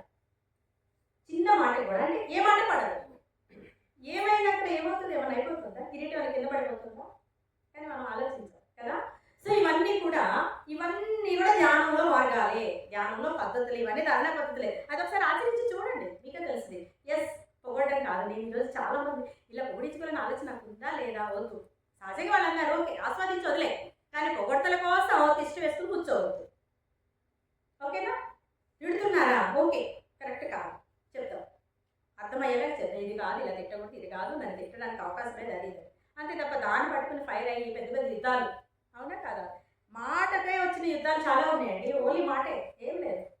మహాభారత యుద్ధం వచ్చినాయంటే ఓన్లీ మాట కోసం, మాట వల్లనే ద్రౌపదిని సంథింగ్ అనడం వల్లనే వచ్చేసింది, ద్రౌపది కోపం వచ్చేసింది. సో ఆమె అలా అన్నది. ఏమన్నది? మైసభలోకి వెళ్ళినప్పుడు ద్రౌపది దుర్యోధనుడు ఎక్కడ నడవాలో అర్థం కాలేదు, ఎక్కడ వాటర్ ఉందో ఎక్కడ లేకుండా అలా మైసభ విశ్వకర్మ అలా నిర్మించాడు. విశ్వకర్మ కుమారుడు అనుకుంటా నిర్మించాడు. సో అక్కడ ఎక్కడ నీళ్లు ఉన్నాయో తెలియదు, ఎక్కడ నీళ్లు లేకుండా ఉన్నాయో ఆ భవనంలోకి వెళ్ళాక తెలియదు. నడుస్తుంటే పడిపోతాడని పంచి పైకి పెడతాడు, అక్కడేమి నీళ్ళు ఉండవు. ఇంకో చోట నీళ్లు లేవు కదా అని చెప్పేసి వెళ్తూ ఉంటాడు, అక్కడ నీళ్లు ఉంటాయి, అన్నీ తడిచిపోతాయి. సో దాంతో ద్రౌపది నవ్వుతుంది. నవ్వగానే చూడు నీవు నవ్వావు కదా, నేను చూస్తాను అని అనుకున్నాడు. సో అప్పుడు ఆమె అంటుంది అనమాట, ఏంటి అక్కడ ఏమున్నా నీకు కనపడలేదు, పెద్ద యువరాజు కదా అంటుంది. అంతే, ఒక మాటకే అంతే పెద్ద యుద్ధం. దాన్ని రకరకాలుగా అల్లి చివరికి యుద్ధంలో వెళ్ళి మాట వల్లనే యుద్ధం. అంటే ఇక్కడ మాట అనేటువంటిది పొగట్టాలి. నువ్వు మాట్లాడడంలో ఎరుకతో నువ్వు ఉండాలి, ఎదుటి వాళ్ళు మాట్లాడుతున్నప్పుడు ఎరుక లేదు అనేటువంటి గమనిక ఎరుక కూడా నీ దగ్గర ఉండాలి. వాళ్ళకి ఎరుక లేదు కాబట్టి అలా మాట్లాడారు, కాబట్టి నేను ఎరుకలో ఉన్నాను కదా, పోనీలే, అది కాదు ఇలా కాదు ఇలా అంటే సరిపోతుంది కదా. నిజంగానండి ఈ సర్దుబాటు అనేటువంటిది మనకి ఇంట్లో కానివ్వండి, ఆఫీస్లో కానివ్వండి, బయట వెళుతున్నప్పుడు కానీ చూడండి ఒక్కసారి, అసలు ఎంత ప్రశాంతంగా ఉంటుందో లోకం అంతా. అవునా కదా? ఇవన్నీ కూడా ఎరుక, ఇవన్నీ కూడా ధారణ అనమాట. ఒకసారి ధరించి చూడండి. ధారణ అంటే ధరించడం అంటే ఆచరించడం. ఒకసారి ఆచరించి చూడండి. నాకు సంబంధం లేదు, ఇట్లా నన్ను ఓకే. ఎంతమంది అలా వదిలేస్తుంటారు? ఇప్పటికీ కూడా వదల వాళ్ళు ఉంటారు. ఇప్పటికంటే ఎప్పటికి వదలవు అసలు కదా. సో అది దానిని కూడా ధారణ చేసి చూడండి. మీలో ఎరుక, ఎస్ నేను ఇప్పుడు తిడుతున్నా సరే నేనేమో పట్టించుకుంటాను లేదు అనగానే మీలో ఒక తన్మయత్వం, ఒక ఆనందం అనేటువంటిది వస్తుంది. ఇవన్నీ మార్కెళ్ళే లాజిక్లు నన్ను అడగదు, ఎందుకంటే ఇచ్చిన పద్ధతులు అవన్నీ. అట్లా ఎట్లా వస్తుంది మేడం, అట్లా ఎట్లా మనం శూన్యస్థితికి వెళ్ళిపోతాం, అట్లా ఎట్లా మోక్ష మార్గానికి వెళ్తాం, అట్లా ఎట్లా భగవంతుడు తెలుసుకుంటాం అంటే అవన్నీ ఇచ్చిన మార్గాలు 112 మార్గాలు నేను చెప్పేది. ఇప్పుడు అవన్నీ నేను చెప్పినవి అవన్నీ అందులో నేను సొంతగా చెప్పట్లా సార్. కాకపోతే మనకి పత్రి సార్ ఏంటంటే అవన్నీ 112 ధారణ పద్ధతులను కాకుండా మామూలుగా మన క్లాసెస్లో చెప్పుకుంటూ వచ్చారు అంతే. ఓకే, సో అవన్నీ మనం ఆచరిస్తున్నామా అంటే అన్నీ ఆచరించాం, కానీ వాటిలో ఒక్కటైనా సరిపోతుంది. కరెక్ట్గా ఆచరిస్తున్నామా? 100% నేను ఇది చేయగలుగుతున్నాం అనుకున్నాం. ఇప్పుడు మనం అనుకున్న 112 కాదు, ఏదో ఒక్క మార్గాన్ని పట్టుకున్నా మనం చేరుకుంటాము మన గమ్యానికి అని అనుకున్నాం. మరి ఒక్క మార్గాన్ని నిజంగా 100% చేయగలుగుతున్నామా? ఇంక్లూడింగ్ మైసెల్ఫ్, నేను కూడా ఏం చేయట్లేదు, మీరు చెప్తూ నేను కూడా నేర్చుకుంటున్నాను అంతే. ఎప్పుడైనా చూడండి, కావాలంటే మాస్టర్స్ ఎవరో కొంతమంది ఉంటారు చెప్తూనే నేర్చుకోవడం. అక్కడ చాలా అన్నీ తెలిసేసుకుని నేర్చుకుని వచ్చి చెప్పడం కాదు, చెప్తూ మీతో పాటుగా నేను కూడా నేర్చుకోవడం అంతే. నేను కూడా ఇందులో ఏమీ కాదు. సో ఎవరు ఒక్క దాంట్లో కూడా 100% మనం కరెక్ట్ అనేటువంటిది సాధించలేము. ఎందుకంటే ఎక్కడో చోట ఓ పుల్ల మన ఈగో వేస్తూ ఉంటుంది, ఈగో ఒక పుల్ల వేస్తూ ఉంటుంది. సో ఇట్లా ఒక్కదాన్ని పట్టుకున్నా చాలు. ఇంకొకసారి అసలు ఏమీ లేదనుకుంటూ అసలు ఇదంతా ప్రపంచం అంతా కూడా ఇది ఇంకొంచెం వైరాగ్యంలో మిక్స్ అయిపోతూ ఉన్నాయండి. వైరాగ్యానికి సంబంధించి ఈ ప్రపంచంలో ఏమీ లేదు, అంతా ఉన్నదంతా కూడా ఏమీ లేదు, ఏది శాశ్వతం కాదు అని ఒకసారి నమ్మి ఒకసారి ఆలోచించు, ప్రపంచాన్ని పరికించి చూడు, ఒకసారి చూసుకోండి మీరే. అంటే మీ పక్కనే కాదు, ఒకసారి ఆలోచనతోటి చెట్లు అయ్యో ఇది శాశ్వతం కాదు, ఏది ఉండదు అన్న ఒకసారి ఆలోచనని చుట్టుపక్కల ఉన్న పరిసరాలన్నీ గమనించుకుంటూ ఒక్కసారి ఏది ఇది శాశ్వతమా, ఇది శాశ్వతమా, ఇది శాశ్వతమా అని ఒక్కొక్క వస్తువుని క్వశ్చన్ చేసుకుంటూ నీకు నువ్వే లోపల ధారణ చేసుకుంటూ వెళ్ళు. ఏది శాశ్వతం కాదు, మరి అందులో నువ్వు కూడా ఒక భాగమే కదా, నువ్వు శాశ్వతమా కాదు, దాన్ని ధారణ చేయాలి. అట్లా 1-2 రోజులు 3 రోజులు ఏమన్నారు, 3 రోజులు చేయాలి. ఇవన్నీ అన్ని 3 రోజులు కాదండి, కొన్ని చెప్తారు వింటూ ఉండండి. మీ మైండ్లోకి ఏ వెళ్తుంటే చివరికి మనం పట్టుకునే శ్వాస మీద ధ్యాస ఎందుకు అనేది కూడా తర్వాత లాస్ట్లో చేసుకుందాం. కాకపోతే చూద్దాం అన్నీ. పెళ్ళికి వెళ్ళినప్పుడు పెట్టినప్పుడు కనీసం కొంచెం టేస్ట్ చేస్తాం కదా, ఎందుకంటే పెళ్ళికి వెళ్ళేదా మనం భోజనం కోసం ఫస్ట్. ఆ పెళ్లి భోజనంలో అన్ని పదార్థాలు కనీసం 1-2 తెలిసి అన్ని కొంచెం టేస్ట్ చేస్తాం. ఏది బాగుందో దానికి కొంచెం ముద్ద ఎక్కువ తింటాం దాంతో కదా. సో అట్లాగే ఇక్కడ మనం అన్నీ చూసుకుంటాం, అన్నీ తెలుసుకుంటాం, ఒక్కదాన్ని ఆచరించడానికి ఇష్టపడతాం. ఏది నాకు పప్పుకూర ఇష్టం, నేను ఎక్కువ తింటా. ఇంకొక ఆమెకి బెండకాయ ఇష్టం, ఆమె ఎక్కువ దాంతో తింటుంది. సో అట్లాగే ఈ మార్గాల్లో ఏది సూటబుల్ అనేది. అయితే ఇందులో అన్ని ఆచరణ మార్గాలు అంటే నిజంగా ప్రతిరోజు ధారణ చేయగలిగే కొన్ని ఉంటాయి. మిగతా అవి మన ఎరుకలోకి తెచ్చుకొని కొన్ని లక్షణాలు మనం మార్చుకోవడానికి కొన్ని ఉంటాయి అన్నమాట. ఓకేనండి. సో ఈ విజ్ఞాన భైరవ తంత్రంలో మనకి దాదాపుగా కొన్ని తంత్రాలు నేను చెప్పుకుంటూ వచ్చాను. ఇంకా మిగతా తంత్రాలు కూడా ఇక్కడ ఈమె అంటున్నది కదా, భైరవుని భైరవి మహానుభావ, నీ యథార్థ స్థితి ఏంటి? నువ్వు ఎప్పుడు చూసిన ధ్యానంలో ఉంటావు, నీ స్థితి ఏంటి చెప్పు అంటే, నీకు నేను అడిగిన ఎన్ని ప్రశ్నలకైనా ఒకటే సమాధానం కూడా నేను చెప్తాను దేవి అంటాడు. ఏంటంటే ఏమీ లేదు, నువ్వు అలా కూర్చో, నేను చెప్పే ఈ 12 మార్గాల్లో ఒక్క మార్గాన్ని పట్టుకున్నా నీ అన్ని ప్రశ్నలకు సమాధానం అక్కడే వచ్చేస్తుంది అంటాడు. అవునా అంటుంది. అంటే ఇక్కడ అది అడుగుతుంది, నీ యథార్థ స్థితి ఏంటి, అసలు నువ్వేంటి, ఈ సృష్టి ఏంటి, విశ్వం ఏంటి, ఇవన్నీ ఏంటి చెప్పంటే ఏమి అక్కడ అవన్నీ పక్కన పెట్టు, వీటన్నిటికి సమాధానం ఒకే ఒక్క 112లో ఒక్క విధానాన్ని ఒక్కటి ధారణ చెయ్యి, నీకు అన్నిటి సమాధానం వస్తుంది అంటాడు. అప్పుడు చెప్తూ మొదలు పెట్టాడు అనమాట. వీటిలో ఒక్కటి పట్టుకున్న మనకి ఈ సమాధానాలన్నిటికీ ఈ ప్రశ్నలన్నిటికీ సమాధానాలు వచ్చేస్తూ ఉంటాయి. సో అవన్నీ కూడా ఇవన్నీ మనం తెలుసుకునేప్పుడు నిజంగా అంటే తెలుసుకొని ముందు నువ్వు అవును అన్నట్టుగా జడ్జి చేయకుండా ఎస్ ఉన్నాయి కరెక్టే ఇదంతా కూడా నిజమే, తాత్వికత లేదు అక్కడ, ఇక్కడ లాజిక్తో పనిచేయడానికి లేదు. ఓకేనా, అది నువ్వు స్వీకరించు, నువ్వు ధారణ చెయ్యకపో, కానీ ఉన్నది నీకు కాకపోతే నీకు పడుకున్నది. కాబట్టి ఆ పద్ధతుల్లో నీకు ఏ పద్ధతి సూట్ అవుతుందో చూసుకుందరు. కానీ ఇంకా ఈ జీవితం అంతా కూడా మనం చుట్టూ అనేక పరిసరాలు కానివ్వండి అవన్నీ చూస్తుంటాం. శాశ్వతంగా కనిపించి ఇప్పుడు అనుకున్నాం ఏది శాశ్వతం కాదు అని ప్రతి వస్తువుని గమనించగానే ఇది ఉండదు, ఇది ఉండదు, ఇది ఉండదు, నేను ఉండను అని అనుకున్నాం. కానీ ఉండదు, కానీ ఇప్పుడైతే ఉన్నది కదా, ఉన్నదా లేదు, లేదా ఉన్నది, ఇట్లా అనుకుంటాం. మరి మనం ఇమ్మోర్టల్ సాధించాలనేటువంటి టార్గెట్ కూడా సాధిస్తూ ఉంటారు మనకి. సరే ఓకే, మరి ఇక్కడ ఏది ఉండదు, మరి నేను ఉండాలనుకుంటున్నా కదా ఇమ్మోర్టల్గా, మరి అప్పుడేలాగా, అప్పుడెలా అంటే అది ఏదీ లేదు కానీ దానికి సంబంధించిన ఒకనొక ఉనికి ఉన్నది, చెట్టుగా లేదు, చెట్టుకి సంబంధించిన బీజం అనేటువంటి భూమిలో ఉన్నది, దాని మూలం ఉన్నది. కాబట్టి మనం కూడా మూలంగా ఉండిపోతాము. ఇంకా ఆ మూలం మనలోనే మూలం ఉన్నది, మనమే మూలం అనుకున్నప్పుడు మనం కూడా ఇంకెక్కడికి వెళ్ళాల్సిన పనేమీ లేదు, ఇక్కడ ఎక్కడికి వెళ్ళాల్సిన పనేమీ లేదు. సో మరి దాన్ని కాంకర్ చేయడానికి, దాన్ని ఆ ఇమోటల్ సాధించడానికి ఇవన్నీ కూడా మనకు పనికి వస్తాయి. సో మళ్ళీ ఆ సబ్జెక్ట్ నేను డివైడ్ కాకుండా ఈ ధారణ పద్ధతుల వరకే వస్తాం. అది అంటే ఇంకా బియాండ్ సబ్జెక్ట్, అంత సబ్జెక్టు తెలుసుకునే ఇది కూడా నేను ఇంకా ఎదగలేదు అక్కడి వరకు. సరే, ఇక మనం లోపల ఉండేటువంటి ఈ శ్వాస పద్ధతుల్లోకి మళ్ళీ వద్దాం. ఒకటి శ్వాస మీద ధ్యాస అనుకున్నాం. మరి ఆ శ్వాస మీద ధ్యాస ఎక్కడుందో అనేది తెలియదు కూడా. అట్లీస్ట్ మనం ఒక చక్రం మీద మన ధ్యాస పెట్టి, ఎందుకంటే మనలో ఉండేటువంటి ప్రాణం ఒక్కొక్క చక్రం దగ్గరికి వెళ్తుంది, ఒక చక్రం పెట్టి అక్కడి నుండి బ్రీతింగ్ తీసుకోవడం స్టార్ట్ చేద్దాం. యాక్చువల్గా మన బ్రీతింగ్ మన నాసిక ఇక్కడ నుండి వెళ్తుంది, అవునా? నాసిక అగ్రం అంటే ఈ నాసిక యొక్క మొదలు నుండి ఇది అనమాట. అగ్రం అంటే ఇక్కడ పైన కాదు, అగ్రభాగం అంటే ఇక్కడ ముందుగా ఉన్న భాగం అని అర్థం, క్రింది భాగం అని కాపాడుతాం. సో ఈ నాసికాగ్రంలో ఉన్నటువంటి ఈ శ్వాసను తీసుకుంటున్నప్పుడు అది మన శ్వాసను ఇక్కడ తీసుకుంటే కిందకి వెళ్తుందా పైకి వెళ్తుందా మనకి తెలియదు, కిందకి వెళ్తుందో పైకి వెళ్తుందో మనకి తెలియదు. కానీ అది వెళుతున్నటువంటిది మనం ఏమనుకున్న ప్రతి చక్రాల దగ్గరికి వెళుతుంది. ఆ చక్రంలో ఉన్నటువంటి ఆ స్థితుల్ని, అక్కడ ఉన్నటువంటి ఆ చక్రం యొక్క లక్షణాలు అవన్నీ కూడా చెప్పడం మనకు జరుగుతుంది. అక్కడ ఫుల్ఫిల్ అయిన తర్వాత ఆ ప్రాణం అనేటువంటిది అది నెక్స్ట్ మళ్ళీ ఇంకో చక్రానికి వస్తుంది. ఇట్లాగా అనుకుంటూ ఉన్నాం. మరి అక్కడికి వెళ్ళి మనం ధ్యాస పెడదామా అని ధ్యాస పెట్టామనుకోండి, మనకు ఒక్కసారి ఆ చక్రం దగ్గర ఉన్నప్పుడు ఆ చక్రాల ఒక్కొక్క చక్రం మీద మనం కనుక మన దృష్టిని కేంద్రీకరించి పెట్టినట్లయితే కూడా మెడిటేషన్ వస్తుంది. ఎందుకంటే అక్కడ నువ్వు దృష్టిని పెట్టేవాడి ఒక్కడిగానే ఉన్నది. ఇక్కడ ప్రాణం ఎక్కడుందో తెలియట్లా, అంటే ఏకమైపోయి ఉన్నావు, ఏకత్వంలోకి వెళ్ళిపోయావు. పెట్టాలి అనుకున్నావు, అక్కడ ప్రాణం అనేటువంటి అక్కడే ఉంటుంది అని తెలిసన్నా ఉండొచ్చు, తెలియపోయి కూడా ఉండొచ్చు. నువ్వు ఆ చక్రం మీద దృష్టిని పెట్టినట్లయితే, ఆ భాగంలో పెట్టినట్లయితే కూడా నువ్వు మళ్ళీ శూన్యంలో వెళ్ళిపోతావు. ఎందుకని అది అక్కడ నువ్వు పూర్తిగా ఒక కేంద్ర స్థానానికి వెళ్ళి ఆ కేంద్ర బిందువుని తాకావు కాబట్టి, ఆ కేంద్రం అంటేనే మళ్ళీ మనకి శూన్యం అన్నట్టుగా అనమాట అర్థం. కేంద్రం అంటేనే శూన్యం. అక్కడికి వెళ్ళాలంటే అట్లా చేయగలిగితే, అంటే మేడం అదంతా ఒకసారి జరుగుతుందంటే ఒక రోజుకి జరిగే ప్రక్రియలు ఏమి కాదు. నువ్వు ఒక చక్రం మీద పెట్టి ధ్యాస చేసి పెట్టి ధారణ చేస్తూ ఉన్నా నీకు తెలుస్తుంది అనమాట ఈ ధ్యానం. అలాగా ప్రతి చక్రం మీద. సో మనం అనుకుంటూ ఉంటాం నేను ఇప్పుడు ఫలానా చక్ర స్థితిలో ఉన్నాను, మిగతా చక్ర స్థితిలో లేను కదా, నేను ఎక్కడ ఉన్నానో నాకు తెలియనప్పుడు నేను ఏ చక్రం మీద పెట్టను అంటే కొన్ని సందర్భాలు అంటూ ఉంటాం మన మాస్టర్స్, మీరు ఫలానా చక్ర స్థితిలో ఉన్నారు, మీరు ఇప్పుడే మెడిటేషన్కి వచ్చారు కాబట్టి క్రితం జన్మలు అన్నీ చేసేసి ఫలానా జన్మ దగ్గరికి వచ్చేసారు, ఫలానా ఈ జన్మలో ఉన్నారు, మెడిటేషన్ చేస్తున్నారు కాబట్టి మీరు ఇంత ఉన్నతంగా ఉన్నారు అని చెప్పుకుంటూ ఉంటాం మన మాస్టర్స్. ఓకే, అయి ఉండొచ్చు, కానీ మన శరీరంలో ఉన్న 7 చక్రాలు అయితే ఉన్నాయి. అయి ఉండొచ్చు. అక్కడ మనం ఏ చక్రంలో ఉన్నట్టు మన స్టేట్ ఆఫ్ నాలెడ్జ్, మన స్టేట్ ఆఫ్ మైండ్, మన యొక్క ఆలోచన దృక్పథం, ఆలోచన విధానం ఫలానా చక్ర స్థాయిలో ఉండొచ్చు.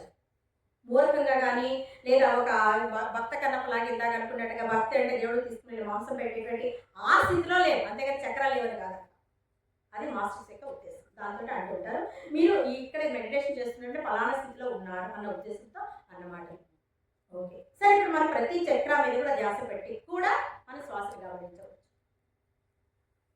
సో ఇవన్నీ ప్రక్రియలు. ఇంకా మన మనసుకు సంబంధించి